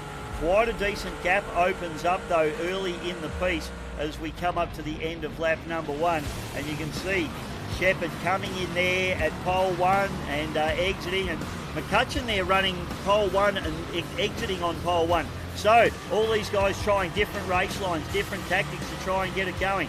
We've got the Reckless there in the wash and in the spray as well. So Tate Ramsey working absolutely overtime. Shepherd pushing hard now. We go on board with Jamie McCutcheon now. And oh no, he's put it around. McCutcheon's had a spin. Disappointing for him. Dean Barry goes through. He says, I'll have that, thank you very much. As Tate Ramsey still pushing very hard, as on the end of lap 1, we've got Shepherd, Ramsey, Gauci, McCutcheon and Barry, although McCutcheon with that spin that will swap over. So Unleashed now, Brett Shepherd with it all before him. Dean Barry pushing very hard. It's great to see Dean up and about in his home state, at his home track, doing a great job. But at the end, it was Brett Shepherd back to Tate Ramsey into second place. Let's go to the replay now. This is on board with Mark Gouches. He comes down the back straight. And if you hear there, the engine has a little bit of a pop over the rough water. He comes to a stop. Now keep your eye on the Bulldog. All right, ladies and gentlemen, so our top six at the moment, as we see Ryan Hall in the Arisen coming out to play on Exford Weir.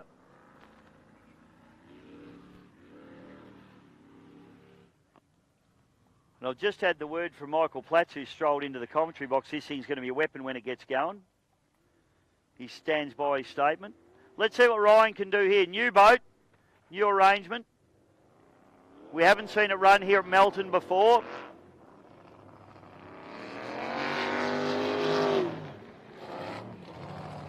Running a Pro Charger on this one, Platsy. So, for those of you who aren't aware what a Pro Charger is, it's effectively a belt-driven turbocharger, I would describe it as. It's driven the same way as a supercharger, but it's a vane-type compressor like a turbocharger. So, very efficient way of delivering power in actual fact, because you don't get that turbo lag. Here we go. Let's see what Ryan can do here. Down into turn number one we go. No, he's got some problems there. That thing's not making power, and he has got drama. Wow. The afternoon's turning a little bit pear-shaped for a few of these guys. It's almost like it was a fuel surge issue from that boat.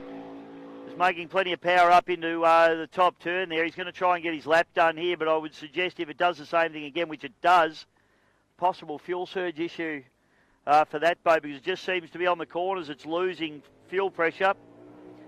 Losing power, he brings it home, but it'll be a horrible time, unfortunately, for Ryan. So they've got a little bit of a boat.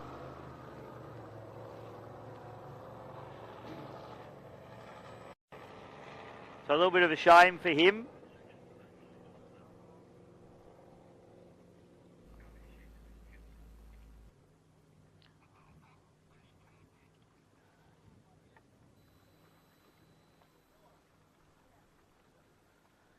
So Ryan Hall and his crew will have to go back and re-evaluate that issue. It does seem like a surging issue, which is interesting, because I would have thought the fuel pumps are probably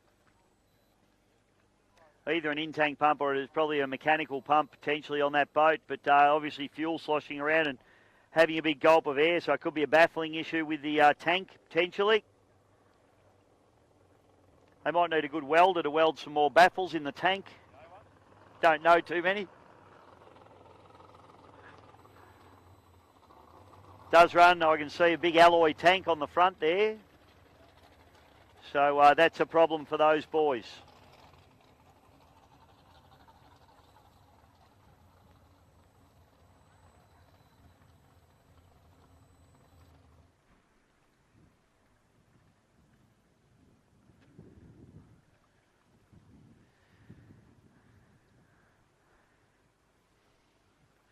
Good to see my old mate Eddie Bosjanzik's at home watching as well. Your comments aren't that special, Ed.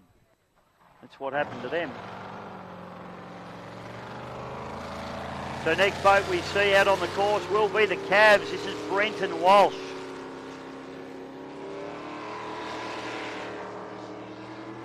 Six-litre boat.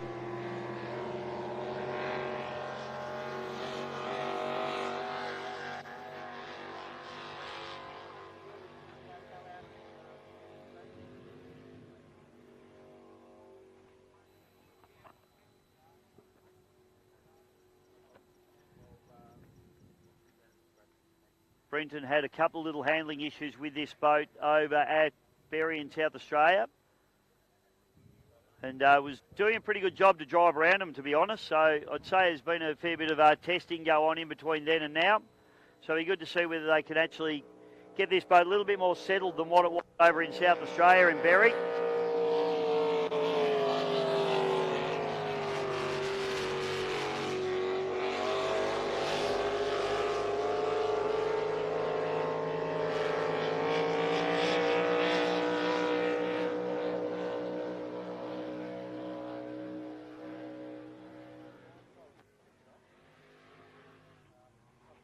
Okay, so Walsh now brings it down.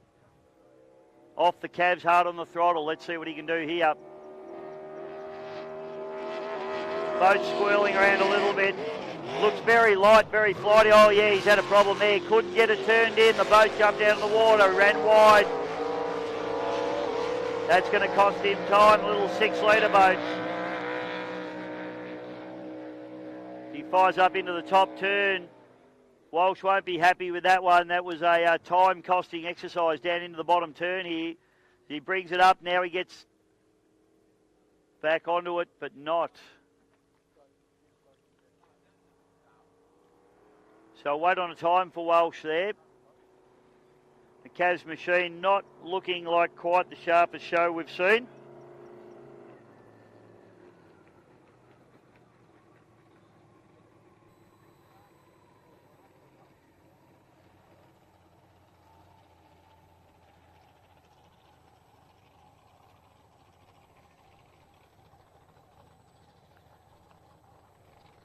So just my running sheet's out the window, Pazza.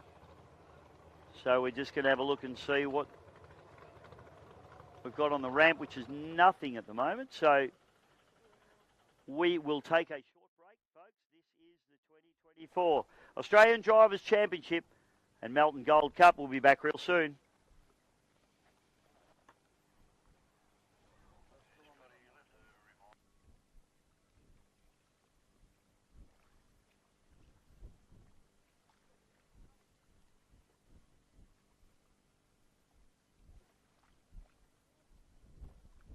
Because he has a spin. You see Barry go around the outside of him. There's absolute graveyard of boats there. McCutcheon got back up and going again, but as you can see there, the next corner, the engine has a sneeze, comes to a stop, lower belt stops turning around, never a good sign for a blown boat. But at the end of the day, it was Brett Shepherd taking the win in the Unleashed and holding the checkered flag high. Despite receiving the checkered flag, news came almost immediately after Shepherd had returned to the ramp that a start penalty was pending. The Victorian deemed to have not held his line on the exit of the opening turn. All boats being required to hold position in their starting lanes through the opening turn, regardless of their starting position, moving into another lane, incurring a one-lap penalty. Needing to inspect footage to confirm the penalty, emotions were high in the pit area, past decisions from other events being held at officials, but ultimately they stood firm, as did the penalty in accordance with the rulebook, dropping Shepherd back from first to third. Technically, they hand you the checkered flag and everything else, and you thought, oh, we've won the race. You know, with horse racing and that sort of stuff, if there's a protest, it's looked at straight away, and you're disqualified instantly. You don't have any chance to do that. When if there was that big interference on that corner, they should have pulled me up straight away and maybe give the flag to the other driver. With the result declared official, Tate Ramsey was credited with the win, Dean Barry delivering an impressive second despite missing hot laps. Whilst with Mark Gauci and Jamie McCutcheon suffering late race DNFs, Shepherd was declared third. Although with the outcome clearly still raw, Victorian refused to receive his trophy post-event as a declaration of his frustration. That was a great race. It was a great start. They'd been dropping the flag pretty early, so she was a long drag down to the first corner, but by the time the field got to the first corner, they had 5 boats going in at the one time. It was a buzz from the driver's point of view, and I'm sure from a spectator's point of view, it would have been fantastic. I don't enjoy being in the middle of controversy. I don't go looking for it, that's for sure, but just the way it's worked out over the last couple of major race meetings, we've been in the thick of it. Despite everything that played out after the race, the 2 top boats of the weekend finished the inaugural National Drivers' Championship tied on points. Tate Ramsey and Brett Shepherd sharing the #1 classification, Ramsey though winning the event. Consistency is the talk of the new structure, and Damon Thurger delivered on that front with third, whilst Dean Barry was back down the order after failing to make hot laps.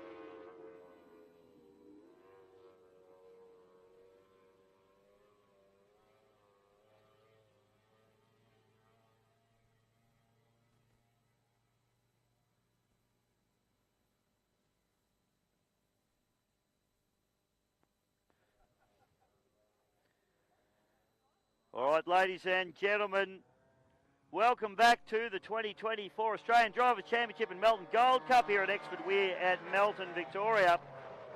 We're around about 5 minutes away from our first heat. And we are actually running from heat 5 up to heat 1. So I'll run you through the heats that we're going to have out on the water. Heat 5, which will be running first, if that doesn't confuse you enough, will be Bad Influence, Bulldog, Titan and Reckless. Next heat will be Chasing Cash, Rival, Destiny, Arisen. Next heat will be Turn It Up, Chevy Chase and Always Pumpin'. Next heat, Explicit, BNR, Decision. And the final heat will be Unleashed, Have a Go and Immortal. So it's going to be a big afternoon here at Exford Weir. Apologies to those at home when I didn't turn my microphone off before. It's because I'm a professional. Good to see Craig Bailey rolling into the commentary box as well. Hopefully he's got some 8 million horsepower fire-breathing methanol 2.5 litre Mercury hanging off the back of his boat this weekend. Yes, he says, yes. I probably underestimated the horsepower, to be fair. Andrew Chili Chilver's out on the water at the moment in the middies machine, and Beetle been helping Chili out a little bit, I think. Not really. Maybe he needs you to. I'd say his airbag's gone off, just looking at that too, which is not perfect. Chili's pretty new to the tunnel boat game, and been doing very, very well indeed. So around about 5 minutes to start, folks. We're going to take a little bit of a break until then, and we will be back with heats. 5 heats here this afternoon at the Australian Drivers' Championship. We'll be back real soon.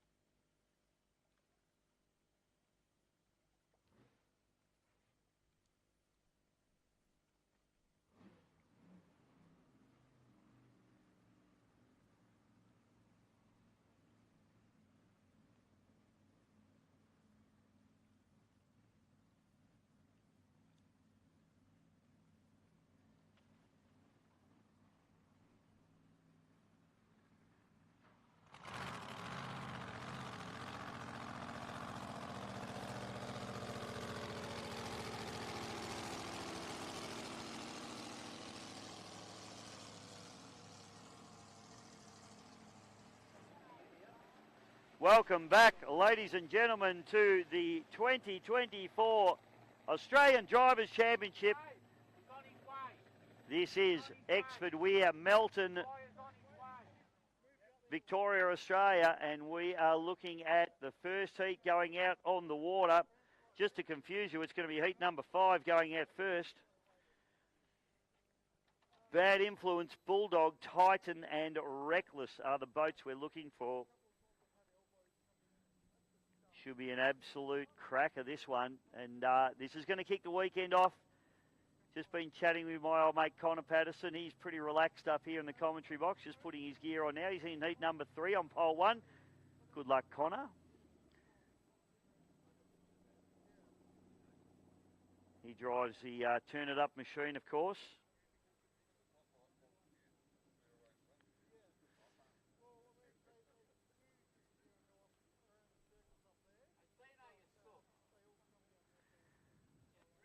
So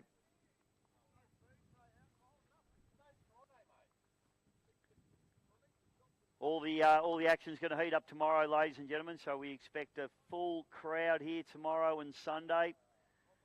It's going to be an absolutely epic 2.5 days of powerboat racing here on the mighty Exford Weir here at Melton. We've seen so many wonderful races take place here, and this weekend with 20 blown alcohol boats entered, plus let's not forget all of the other categories. And we got some fantastic 6-litre boats, 105, 95, 1.6 hydros. All the juniors, of course, are here as well, Owen. Pretty excited about that. 25 horsepowers. We always love the 25. In fact, 25 horsepowers are actually what made this Exford Weir site famous. For one reason, a man named Grant Rollerson. That's right. Hopefully he's here this weekend, the Kiwi. One of the most epic 25 horsepower races we've ever seen of Grant. And he's still alive, believe it or not. Who knew? He is here. Rolf knows everything. Rolf knows everything. Folks, if you want to know something, Rolf Stanisic. And then if he doesn't know by some freak of nature, you ask Michael Platts. If you got those two guys in the commentary box with you, you can't go wrong.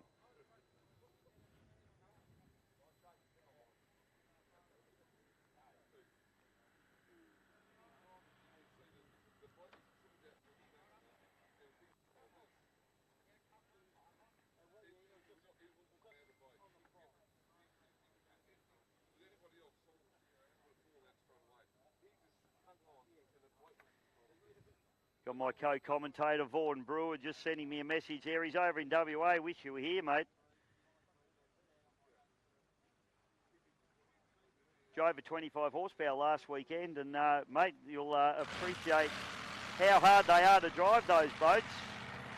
I'll send you a link to a little race, and you'll enjoy it. Trust me. I'll try and remember to do that tonight.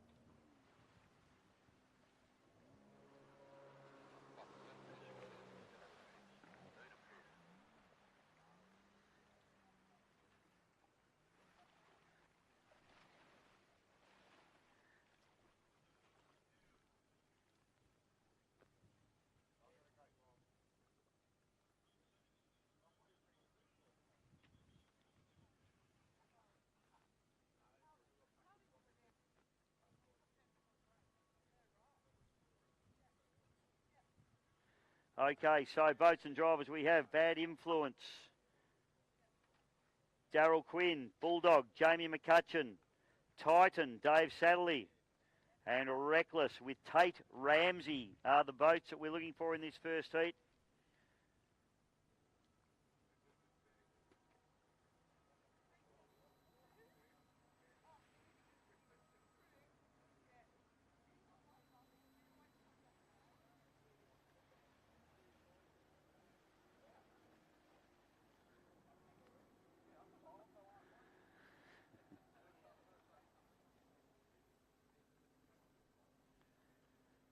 So boats just being loaded into the water now. Hope you're enjoying all the action on GP Hydro live streaming through Bisho Media as well. Welcome to everybody. This is just a little teaser for what's about to come for tomorrow and Sunday.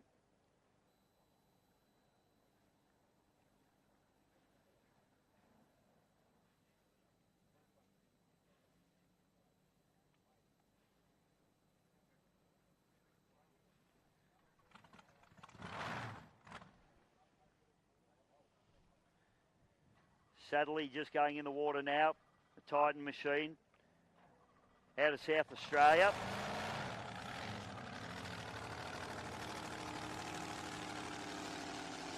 So white flag comes up and we have a start boat.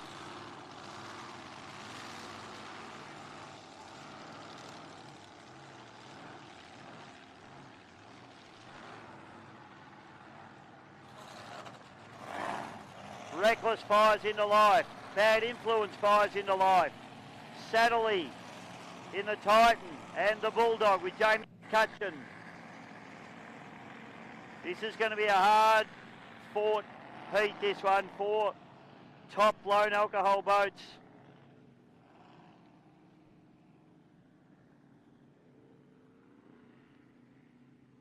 Quinn out of pole, Bulldog out of 2, Titan out of 3, and Reckless out of 4. Sun's just ducked in behind a few clouds here. A little bit of chill on it once the sun goes in behind the clouds. Neil's happy for it.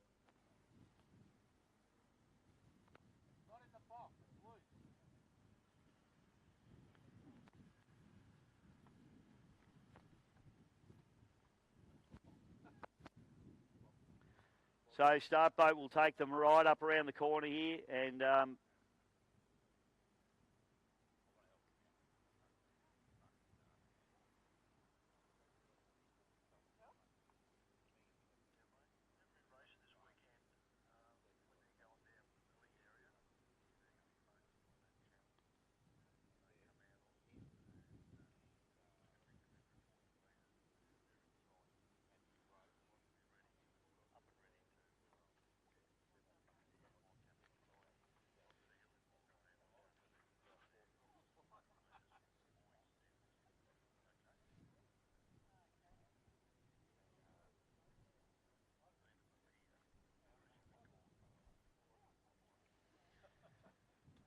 okay, boats heading up.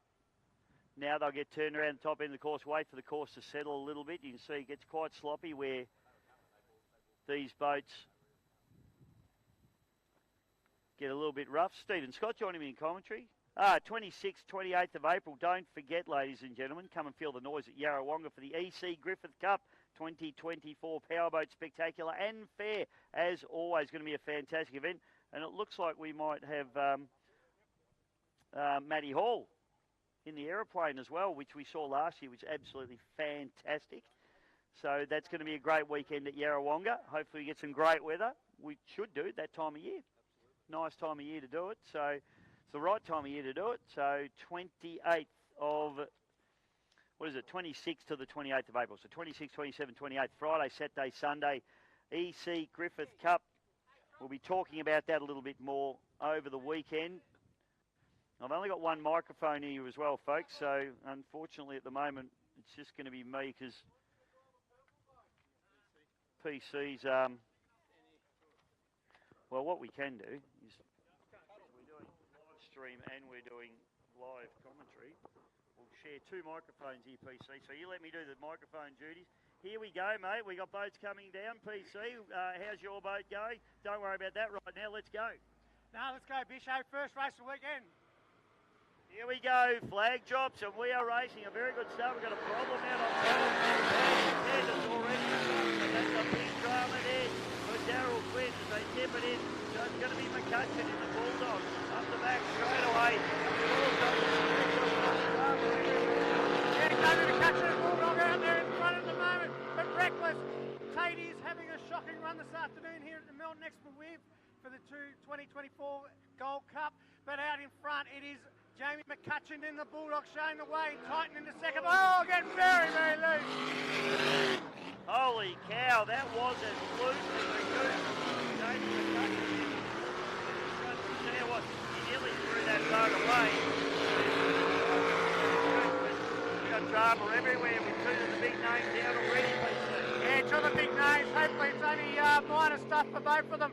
But this was a good run here for Jamie McCutcheon all the way from New South Wales up against the South Australian in the Titan. But it was one lap show. One to go now. Cutcheon in the Bulldog. That was a much sharper show down the front straight away.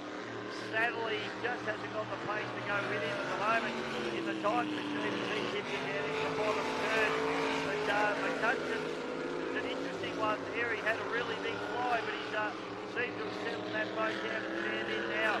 He flies down into the top turn, but he's going to do this one fairly. Yeah, a very good run. There's no easy race, Bisho, as you know, but a very, very nice start to the weekend. Maximum points there from Jamie McCutcheon and the Bulldog, all out of New South Wales. They're going down the driveway now, saying thank you very much for second place. It's the Titan all the way from South Australia. Wowee, so two of the top alcohol boats getting towed back to the pits. This is not how they wanted their weekends, but big drama here for Reckless and a bad influence. Well, Tate and Reckless, he's just gone to travel across New South Wales, Windsor, and across the barrier. I don't think he didn't stop in one race, and he's almost not made the start line here. But that's boat racing, mate, and I'm sure the team here, a local team, they'll regroup overnight. Yeah, 100%, mate. He had dramas in his heats as well, did Tate Ramsey. So, as you just mentioned, he's won everything that he's been to win. So this is unfamiliar territory at the moment for Tate. He's just done so well over this season, but at the moment a niggling little issue there, so boat didn't even get off the line, as did not Daryl Quinn. But put your hands together, ladies and gentlemen. Jamie McCutcheon takes the win in the Bulldog out of New South Wales, and Dave Satterley getting the job done in the Titan for second place. Pure reliability there for him. So good racing there from those boys. Next heat that we've got for your pleasure, your viewing pleasure, is going to be the Chase and Cash with Heath Hamilton, Rival with Johnny Backer, Destiny with Blake Ramsey, and Ryan Hall in the Arisen. So that should be another red hot heat. So 3 more heats to go, folks, but if you enjoyed that, we'll got plenty more where that came from. We'll take a short break while we get these boats cleared up off the course, and we'll be back with more racing at the Australian Drivers' Championship at the Exford Wheel, Victoria, in just a moment.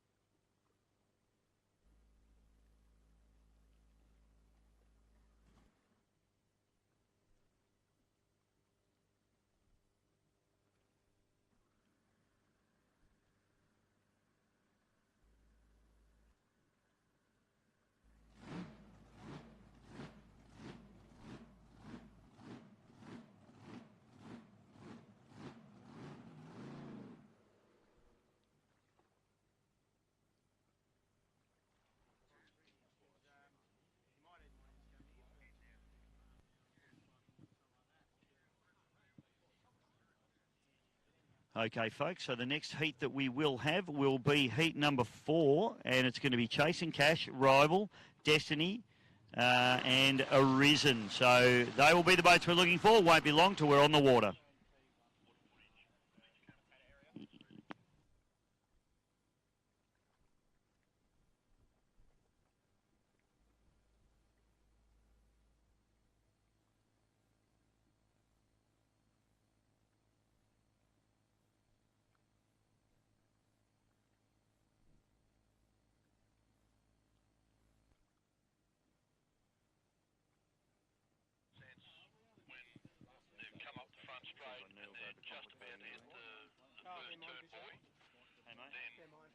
Oh, sorry. Switches to They any look exactly the remaining same as mine. boats that have Mine a prescription, mate. You might have trouble. So are mine. and then up the front straight I got again, the do the opposite. bifocals, mate. Sounds good. You got that, Paul? No. So I stay on the ones coming up front and then around the corner.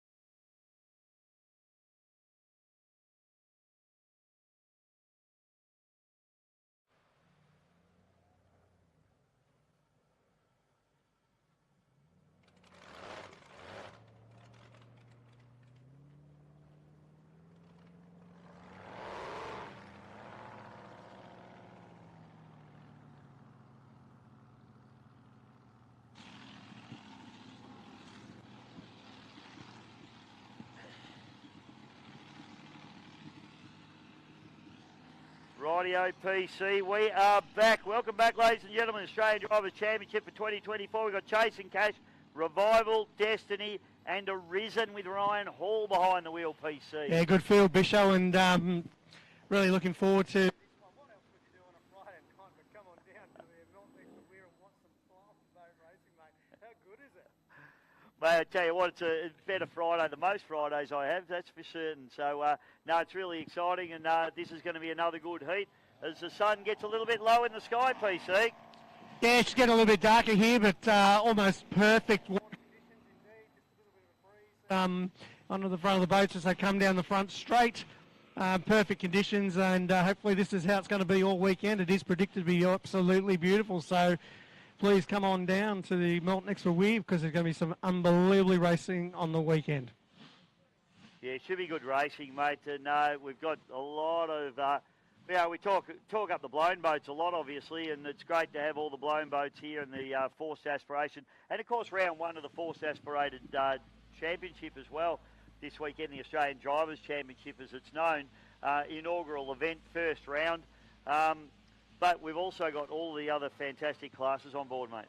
Yeah, we do, mate. The Clyde Lewis Trophy, big one for the 6 litres. And saw a couple of 6 litres out there tough enough before. And Shenanigans, we love Pugsley here, and he loves this track. So we're 1.6s, and then we've got some of the bracket classes as well. And some of your favourites, mate. The outboards are here as well to try to take on some of the Blown boys and the 6 litres in the Keith Harrison as well. Yeah, exactly right, mate. It's going to be a very exciting weekend, and we always love the inboard-outboard rivalry also. So it's always good to see. So we send the boats up to the top end of the course. PC and I will catch our breath. The boats that we're looking for, Chase and Cash out of pole, Rival, Johnny Backer out of 2, Destiny with Blake Ramsey, and Arisen with Ryan Hall out of the outside pole. Who's your pick in this one, PC? Oh, mate, some quality boats, isn't there? I mean, Heath's been doing a fantastic job in chasing Cash, and his qualifying time was exceptional. So out of pole 1, he's probably going to be very hard to beat. I know Ryan Hall's got some super speed in Australia. Just appears to be having a few, maybe fuel issues. So hopefully they've overcome that.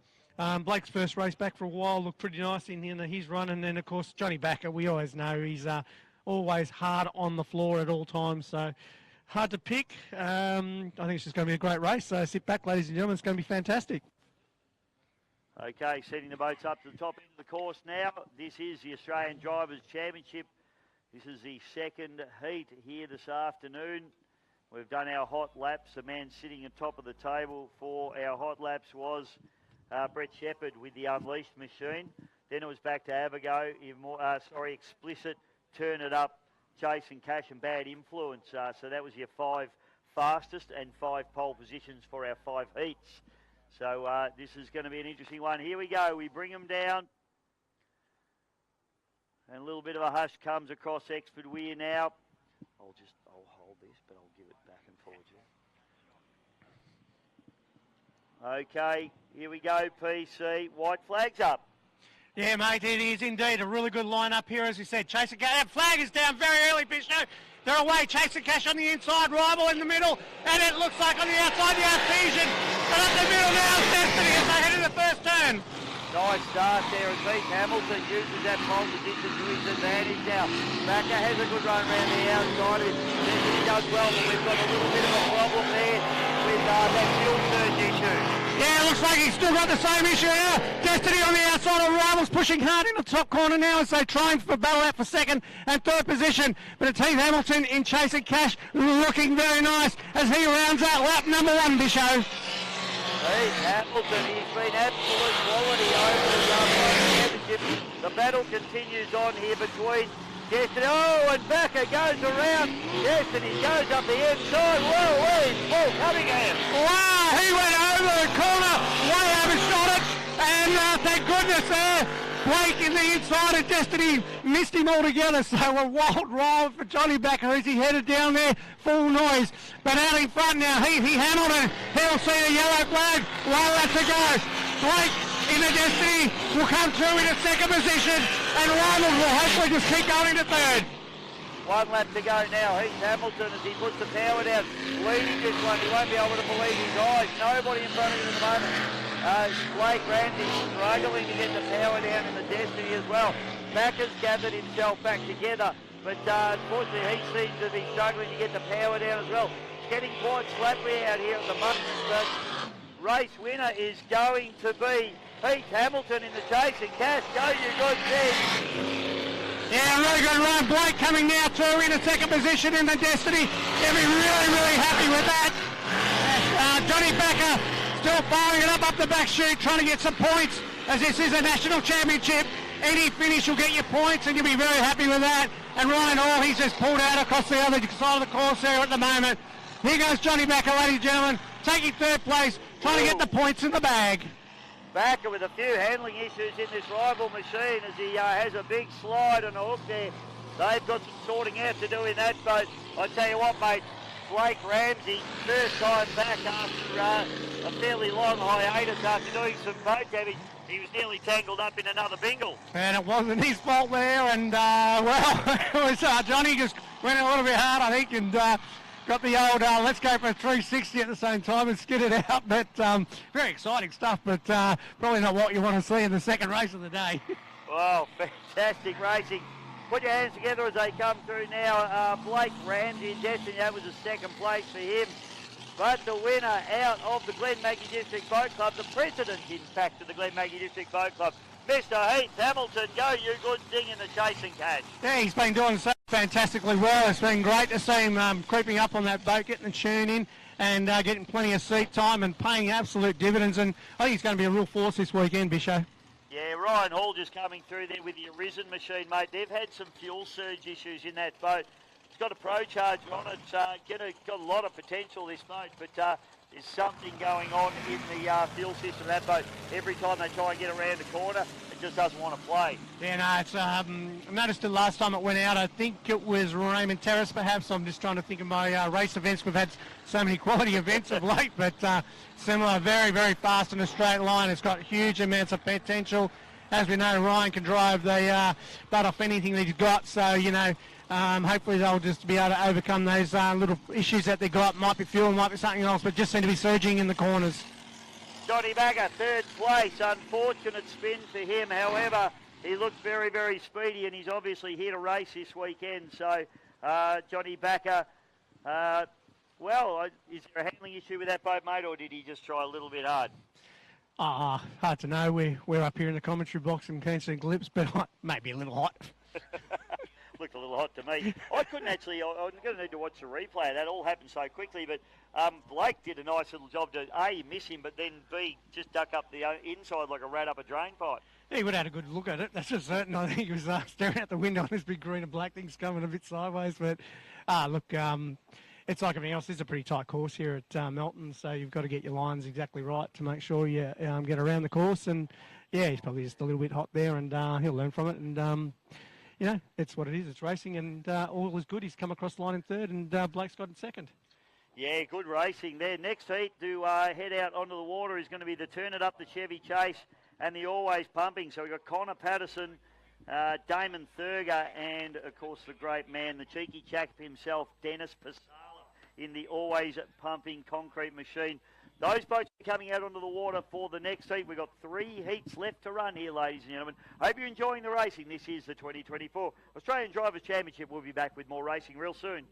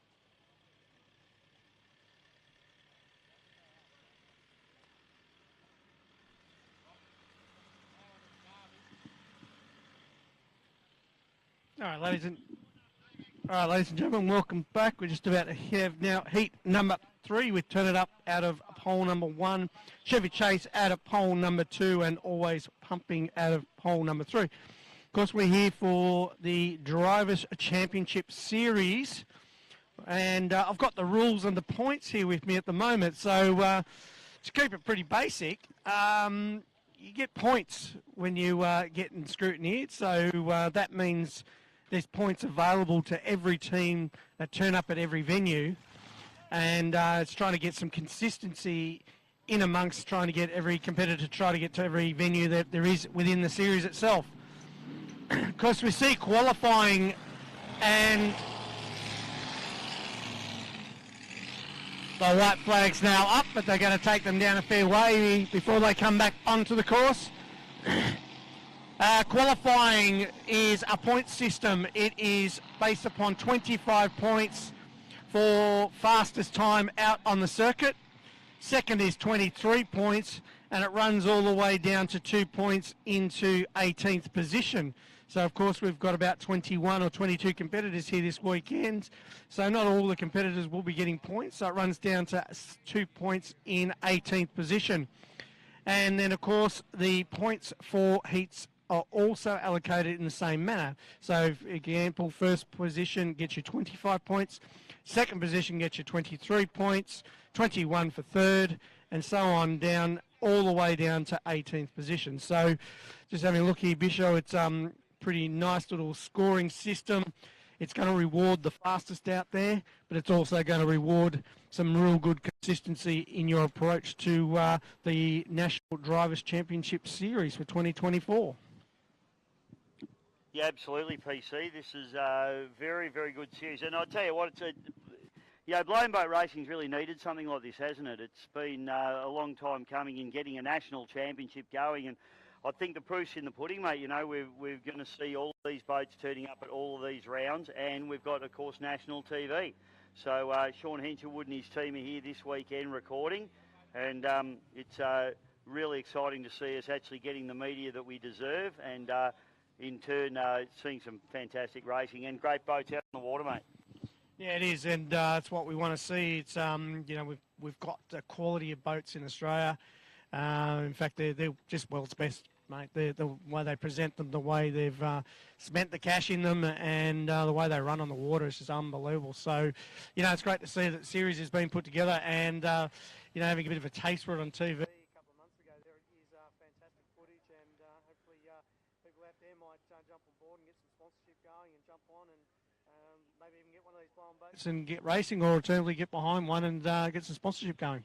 Yeah, well, that's the ultimate goal, isn't it? I mean, you know, we've got national television, so now our competitors have an opportunity to go to, you know, potential sponsors and say, hey, you're going to be on television 4 or 5 times a year, plus all the repeats, plus all, you know, the sell-offs that go to other stations and all the on-flowing effects of that. So it's really exciting to see. Sean and the team at 321 Ignition do an epic job. Like, the images coming through are just fantastic, mate, and I've been lucky enough to do a little bit of commentary on the shows, and I'll be helping those guys out as much as I can moving forward as well. So it's just really exciting to see, and you know, the boys behind it are really to be congratulated. You know, Robbie Basala is one of the men here. He's up here this weekend, you know, in the tower this weekend, but other guys like Dave Clark and you know, the Have a Go boys as well.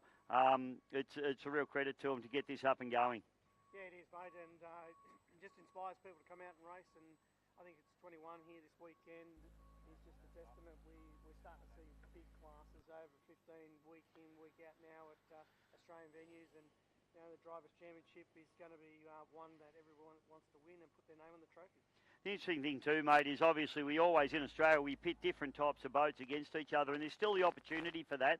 But it's nice for the blown guys not to have 6-litre boats thrown in with them, because, as we know, 6-litre boys can really throw the cat amongst the pigeon in the blown boats. But it's really nice to give them their own championship and have their own battles out there.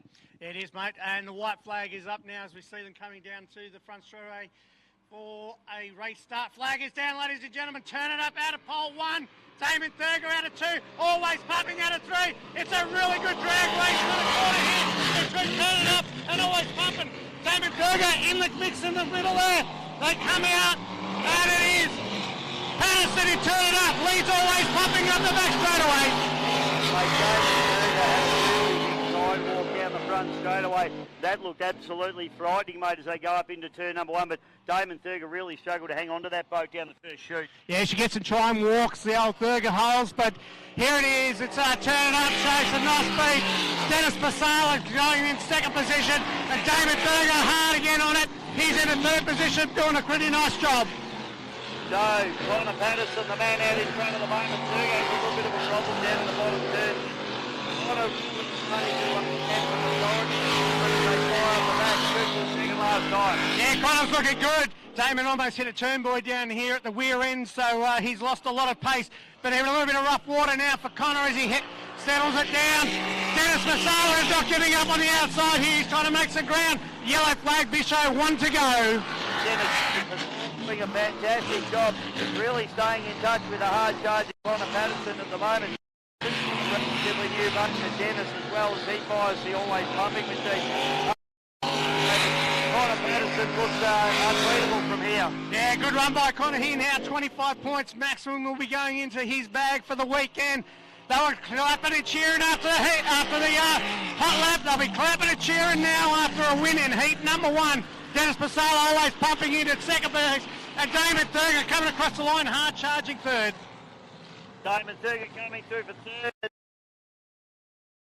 Racing from these guys, and Connor Patterson, he looks like a very high quality. I tell you what though, PC, if he hadn't had that pole position, Dennis Pasala was all over him like a fat kid on a cupcake. Yeah, he was fast, wasn't he, Dennis? And I think just the inside pole there, nice tight lines by Connor. He drove a really sensible race, got the power down but quite nicely out of every single turn. Dennis was saying, you're not getting away from me, mate. I'm going to keep batching, keep batches. So a great third heat indeed there, Bisho. Yeah, interesting. I think Dennis probably had a little bit more pace, but of course he had to travel that wide line, just gave him a little bit further to go. And Connor capitalised on that. Connor's very experienced racer these days, even though he's still a young fella. He's got his dad on the cans over there at the moment. He'd be pretty happy. But of course they haven't had the blown engine in this boat for very long. In fact, they put the blown engine in, and give him a round of applause as he comes through. Turn it up, Connor Patterson, your race winner. But they actually had the boat delaminate on them at the Epiloc Gold Cup, and it's been an epic effort to get this boat back on the water. Yeah, no, they've done a fantastic job. If you looked at it there, you'd think, oh gosh, that's a little bit of a fix for him. But of course, the great work of Stephen Scott down there, he gets in and fixes lots of boats, and he builds lots of boats and does an absolutely fantastic job. And Steve's got a couple of boats running around this weekend, that he's worked on of recent times. The Cut Cat Racing, for example, with a brand new cell, which is going good. He finished my boat, the Melton 2 out of 100, which is Grant's drive, and he's finished all that off for us and put it all together. So, it's fantastic workmanship, and look, it's proven a winner already, hasn't it? Yeah, it certainly has, mate. Yeah, so straight back out onto the water. Next heat that we're looking for will be the explicit with Tony Hearn. We've got Brett Nidry in the BNR, and Decision will be Brent Lewis. And good to see Brent Lewis, mate, out with blown engine in that boat now. Yeah, new boat, mate, and it's upgraded from the 6 litre, but he's always been around the blown engines in amongst the Unlimited Lights when they had the series going there. It's a very nice looking boat. It's parked up next to our team at the moment there, and there is such a professional team. They travel a long, long way every year to come to Melton. They support every year. We'd love to see them out there and having a go. So they've got the 2 boats as well. They've got Image sitting next to it for the 6 litres. So, looking forward to plenty from them. First weekend with a blown engine in it. I think had a run on Thursday, and I saw on Facebook, wow. Yeah, he said, this is going to be interesting. I said, yes, it is. And, Brett's no stranger to the horsepower, World UIM Grand Prix hydroplane champion, and also EC Griffith Cup winner in Warlord. He's probably had 2,000 horsepower driving a Grand Prix hydroplane. I know he's had a little dabble in a blown boat before. I think he's set himself in a couple of boats that he does the engines for, just a little dabble. But, having him out there in his own gear, and, it's really nice to see. And Brett looked really good this morning.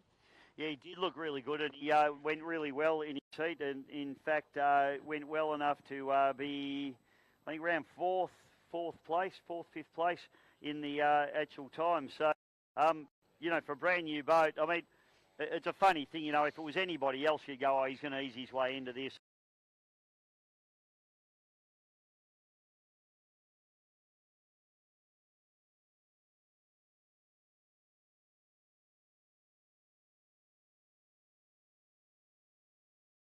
The right thing. He's actually, gone from a high-flying world and gone into displacement. He took the big step straight into 6 litre and amongst some unbelievably good, calibre of drivers and craft out from 6 litre class. So he's really learned what that boat can do, and I know they've spent a lot of time and effort just in the tune of that particular boat itself. So he's really comfortable with it, which is good. And of course, we've got the Explicit out there as well, which was sitting top of the pops for a very, very long time this afternoon before he's just picked the line. But looking forward to this heat.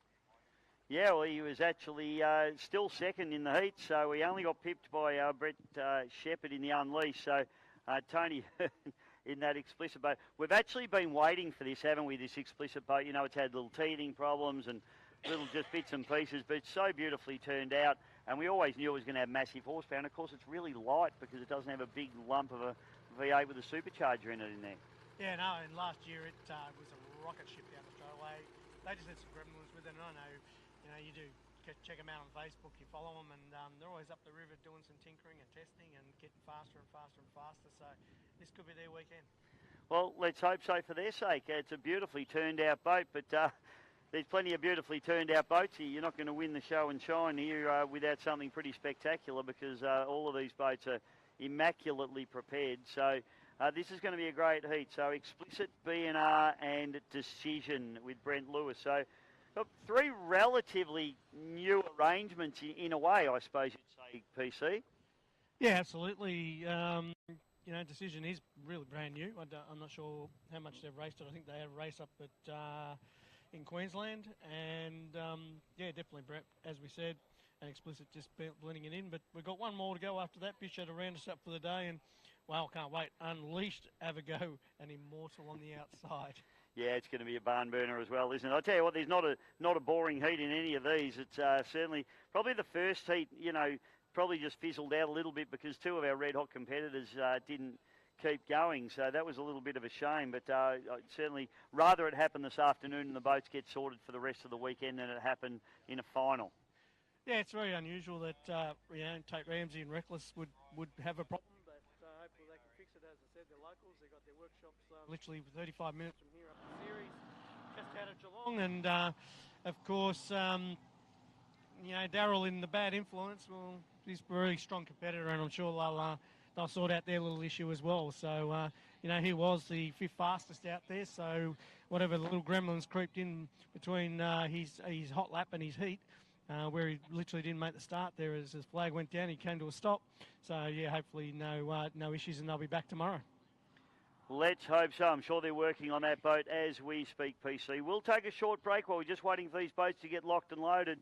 We are up for heat number 2 now, which is our second last heat here at the Australian Drivers' Championship for this afternoon, the 4th race. I know it's confusing because we're going from heat 5 back to heat 1. Don't look at me like that. So we'll be back real soon. This is the Australian Drivers' Championship for 2024 at Melton. Won't be long, we'll be racing.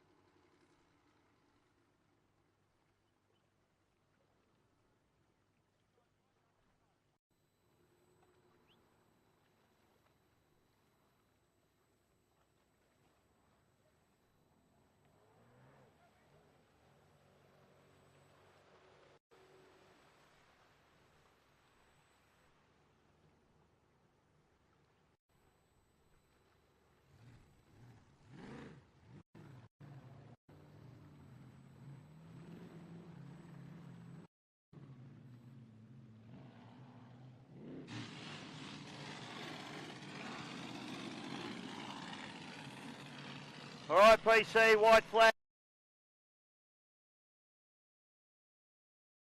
With the lights flashing on his transfer there, looks pretty cool. Mate, he's got the LEDs happening out there. Oh, I'm just having a look at that myself. It's actually not a bad idea. It's actually got a bit of light to it. I wonder if he's got the little blue ones at the front so it reflects nicely into the water as he's going along, mate. Must check that out later. That looks pretty cool. It does, and I guess it's probably a bit of a safety thing as well. You can probably see the back of his boat in all the spray with the lights flashing potentially. Yeah, absolutely you would. You know, these things kick up a lot of spray. Vision's very difficult through the corners, especially. And, yeah, nice little, I'll ask him about it when I see him later on and get a bit of gossip on it. I reckon he's run them before, actually, mate. I reckon he's actually run them some red ones on the back of his previous boat. But I could be wrong. I've been wrong once before. Maybe. Yeah, let's jump into rash statements. Hope you're enjoying the racing, everybody. This is the 2024 Australian Drivers' Championship for unlimited boats. We are at the Melbourne Gold Cup meeting. And, of course, we've got the Gold Cup coming up on Sunday as well, PC. Mate, the big one. It's very, very coveted. Mate, the names on that trophy, we'll get the trophy down tomorrow. We'll have a read out of them for you. But home there and also here at the venue. But, yeah, coveted. We thank the Melton Shire again for their support of the Melton Gold Cup and the support of all the racing that we do and all of our sponsors, which we'll be giving a mighty big plug to tomorrow, that's for certain. But, you know, it's very prestigious. We've got the Keith Harrison Invitational as well, the Clive Lewis Trophy, and then all the other support classes. So massive weekends and great trophies on offer. There certainly is, mate. So we're looking forward to that. We've got 2 heats to go. Second last, the penultimate heat here this afternoon at the Melton Gold Cup. For the Australian Drivers' Championship, we've got Explicit, BNR Engines and Decision. The boats we've got up at the top end in the milling area. And these guys, when they come down, it will be on. Getting a little bit, sun's going in behind the tower there, mate. There's a bit of shadow over the course. What's visibility like, do you feel? No, it's good, mate. This is about time lots of people come out and ski at the extra weird, to be honest. The water's beautiful. It's just got a little rip. The conditions are absolutely ideal. This year the water level is super high. It's fantastic to come here and see so much water. In some past years it's been well down, but it just opens up for big fields. You know, the 5, 6 boats in a heat is great. So we'll be seeing that all weekend long. And, you know, it's thanks to having a lot of rain and keeps the weir full, which is fantastic. PC, you're running in the 1.6 litre hydroplane category this weekend. If you can get this boat sorted out, what's going on there, please? Yeah, not sure, Bishop. I struggled at Epiloc. Couldn't get over about 6,800 RPM. Same engine. She's old, I must admit. And we did a bit of tinkering with it. Got to about 72 today. Short track. I might have to just throw a smaller prop on it for tomorrow. Oh, good luck, mate. Good luck. We got boats coming down now, so we are about to see a flag drop here on the penultimate heat here, Australian Drivers' Championship 2024. This is just the little entree before the main course. Go is a call, and a nice start there from Explicit. Let's watch him down into turn number 1, PC. Yeah, great start. Decision on the outside. It is Explicit taking a very, very hard line. Brett Nidry in second position. He's trying to get the jump out of him. Little turbo now. Pitches steps up the back straight away now. It's Explicit doing well. Brett Nidry's hanging in there. Decision's a little bit far back at the moment in 4th position, Bisho. Up into the top turn now, an Explicit. Tony Hearn, he's really starting to stretch his legs on Brett Nidry here now as a little turbocharged Barra flying down into the bottom turn, looking very, very good indeed. The BNR machine standing and looking strong, but just hasn't got the pace to go with Explicit at the moment, and we've got a problem on the course as well, mate. Yeah, looks like Decision is out. They had a few problems earlier in the day, that's for certain, and it looks like they're plaguing them again, so it's a 2-horse race at the moment with Explicit now. He'll be coming down and he'll be seeing the yellow flag, and Brett Nidry will be following him around into the front straight away. Explicit looks very, very fast today, Bisho. Yeah, taking a couple of big hits there, and you can hear the turbocharger hissing and wheezing as it comes down through the bottom turn. Nidri, first ever race in this boat with the blown engine in it. I think he's doing pretty well to keep up with this little rocket ship, actually. Yeah, Brett will be pretty happy with the way things are going. He'll be picking up his 23 points for second position here, but nothing you can fault out in front. We said this could be his weekend, but it is all explicit as he comes down now to take the checkered flag. Congratulations. Tony Hearn takes the win in the explicit. The Barra, the Ford fans go wild as a B&R comes through. Blown engine, position number 2 there, and I think Brett should be pretty happy with that effort. I'd be stoked with it, to be honest. Like, this is a championship where, you know, if you come second by that little bit that Brett did, he's still going to pick up the same amount of points as he would have if he was missed it by half a deck. So he drove a really good race early in the weekend and picked up some nice points. I think Brett will be pretty happy with that. Yeah, he should be. I think, you know, shaking this boat down, to be that close to a boat that we know is really on the upward cusp of, you know, doing really great things. And, you know, that boat finished second in the hot laps as well. So to be that close to Tony Hearn explicit, I think he'd be pretty happy. But, mate, we've got the next heat coming up. Final heat for the night, ladies and gentlemen. And it is going to be, we're saving the big bangers for last. We've got Unleashed, Avago and Immortal coming out, mate. And it's great to see Gouchy back out and about again, PC. Yeah, it is, mate. He looked good too earlier on. Not as quick as we've probably seen him in the past, but I believe he's got a new engine deal going on, so he's probably just doing a bit of running in, taking some data from it. So, you know, looking good. Avago, a little bit of an incident this morning, so it's fantastic to see those guys. And not an incident that was their fault, but the boat got a little bit wet on this trailer with the ramp system here. So it's good that they've been able to sort that little problem out that they had. And, of course, yeah, Brett Shepherd, he's been unbelievable of late in the Unleashed. So looking forward to him here in the final heat of the day, which is actually the quickest qualifying heat. Yeah, give it up for Tony Hearn as he comes through in the explicit, ladies and gentlemen. Great effort from him, but Freddie Shepherd now on pole. Going to be pretty hard to beat from there, I would suggest. As you said, Gouchy, engine sounded a little bit fat to me when he was out, and they're probably being a little bit conservative with their new setup in that boat. Have a go. Well, Storner, he is fast. There's no doubt about that. Mate, we might take a quick break, and we will be back with the final heat here at the Australian Drivers' Championship. This is only Friday afternoon, folks. It is going to hot up. Get your backsides, trackside all weekend.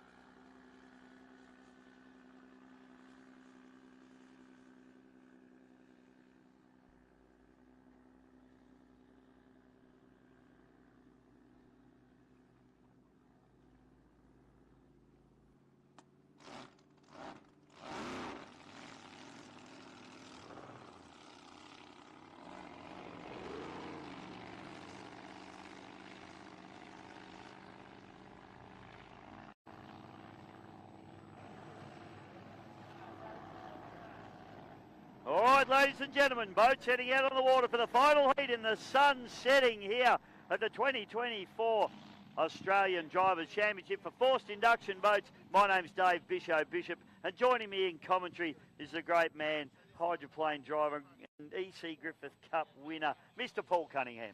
Thanks, Bisho, mate. Fantastic afternoon here at the Melbourne Expo. We've just a bit of an entree into the weekend itself for some fantastic racing tomorrow morning, right through to tomorrow night, and then again on Sunday. So, get on down here if you can. If you can't, just grab it on GP Hydro live stream, and you'll see all the action over the weekend. But there's nothing better than coming down here and seeing it live, because this is exciting stuff.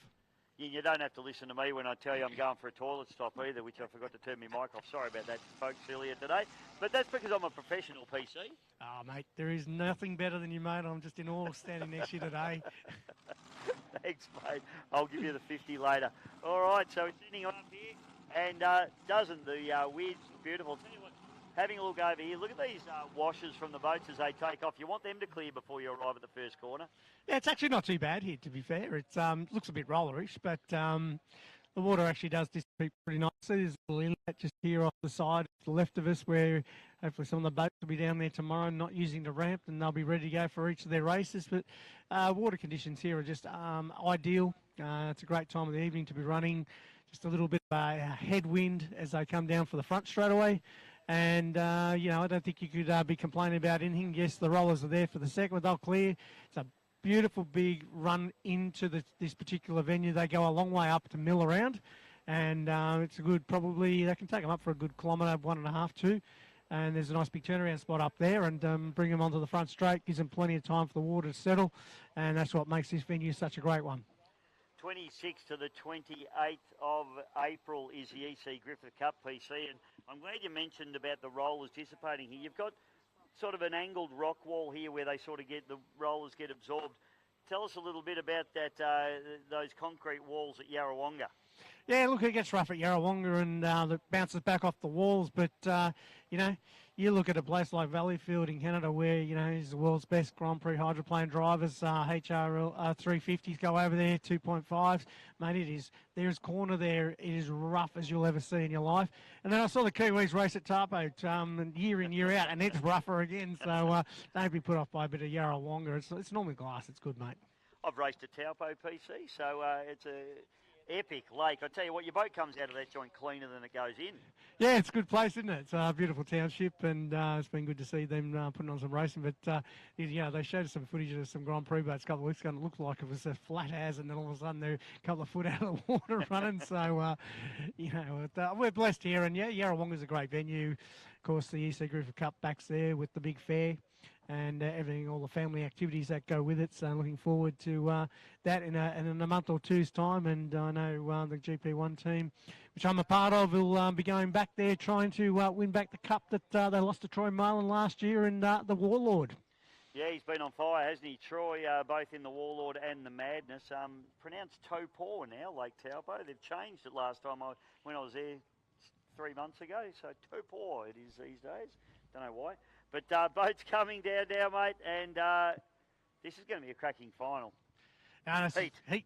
Oh, it could be a final, mate. It's the quality of it. So, we've got Brett Shepherd in 1, the Artesian, the green boat in 2, and then Mark Gauci, the Immortal, coming out of lane number 3. Last race of the evening, ladies and gentlemen, Friday night, Exford Weir for the 2024 Gold Cup. Flag is down, ladies and gentlemen. Good start by Brett Shepherd, but have a look in the middle there. It is running very nicely indeed. And it goes, and it is on the outside. The Immortals are heading to turn number 1. Shepherd does a good job as he tries to hold on to pole position there, and he does so. It's a great effort there by Thornton to go with him. Immortal just having to run that wide line, PC. Yeah, running a wide line, but now Abigail is really shoving it up there now in behind Brett Shepherd. He powers on. He's got the big 21 through. He's beautifully sitting now unleashed. But now Abigail into second position, keeping the pressure on. Gauci still in there in third. Doesn't sound quite right, Bisho. Brett Shepherd having a little bit of a time walk down into turn number 1 there. I find interesting. That won't normally very settled, but it's obviously indicator of the conditions that they're running in here now. We see the yellow flag come out, mate. Yeah, 1 lap to go here now. Brett Shepherd doing it quite nicely, but it is Mark. He's got it down now beautifully. I think Mark in Immortal just didn't sound quite right as he came past that last lap. But 1 lap to go. Abigail still trying very, very hard. And then we see Mark Gauchi rounding out the field in Immortal. Yeah, Gauchi, oh, we've got a problem here with Shepherd. Shepherd's come off the boil. What's happened here? It sounded a little bit off as it came down into turn number 1. That puts Ryan Storner up into first place. Oh, so thank you very much. He was trying really hard.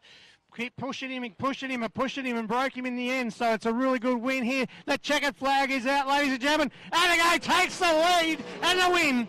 Craig Storner takes a win, mate, and his windscreen was fogged up there as well. Gauchi comes through. That boat still sounds a little bit fat to me, but unfortunately there for Shepherd. They've been chasing a gremlin in that boat for all this week, mate. It's been a little bit of an electrical gremlin, so drama there, but Craig Storner, he's not going to say no to that one. Oh, mate, he'll love it. I'm sure the team, they worked real hard this morning to try to get the little problem fixed that they had on the ramp. And, that, you know, it's dedication, hard work, and they'll be stoked with what's come out of that one today. Fantastic, PC. Well, mate, that wraps up the final race of the day. And we want to thank everybody that tuned in this afternoon and enjoyed some Friday afternoon racing, PC. You have to go and do your jobs. I'm going to let you go. Yeah, thanks, Bisho, and look forward to everybody joining us tomorrow and Sunday, and looking forward to an absolutely fantastic weekend of racing. Looking forward to it, mate. Thanks for your help. That is Paul Cunningham, EC Griffith Cup winner. Ladies and gentlemen, thank you so much, mate. We have got racing from around 10 tomorrow morning, ladies and gentlemen. So make sure you tune in, GP Hydro live streaming or via Bisho Media. It's been a great day. Craig Storner takes a win in the final heat. This is the Australian Drivers' Championship for 2024 in conjunction with the Melbourne Gold Cup.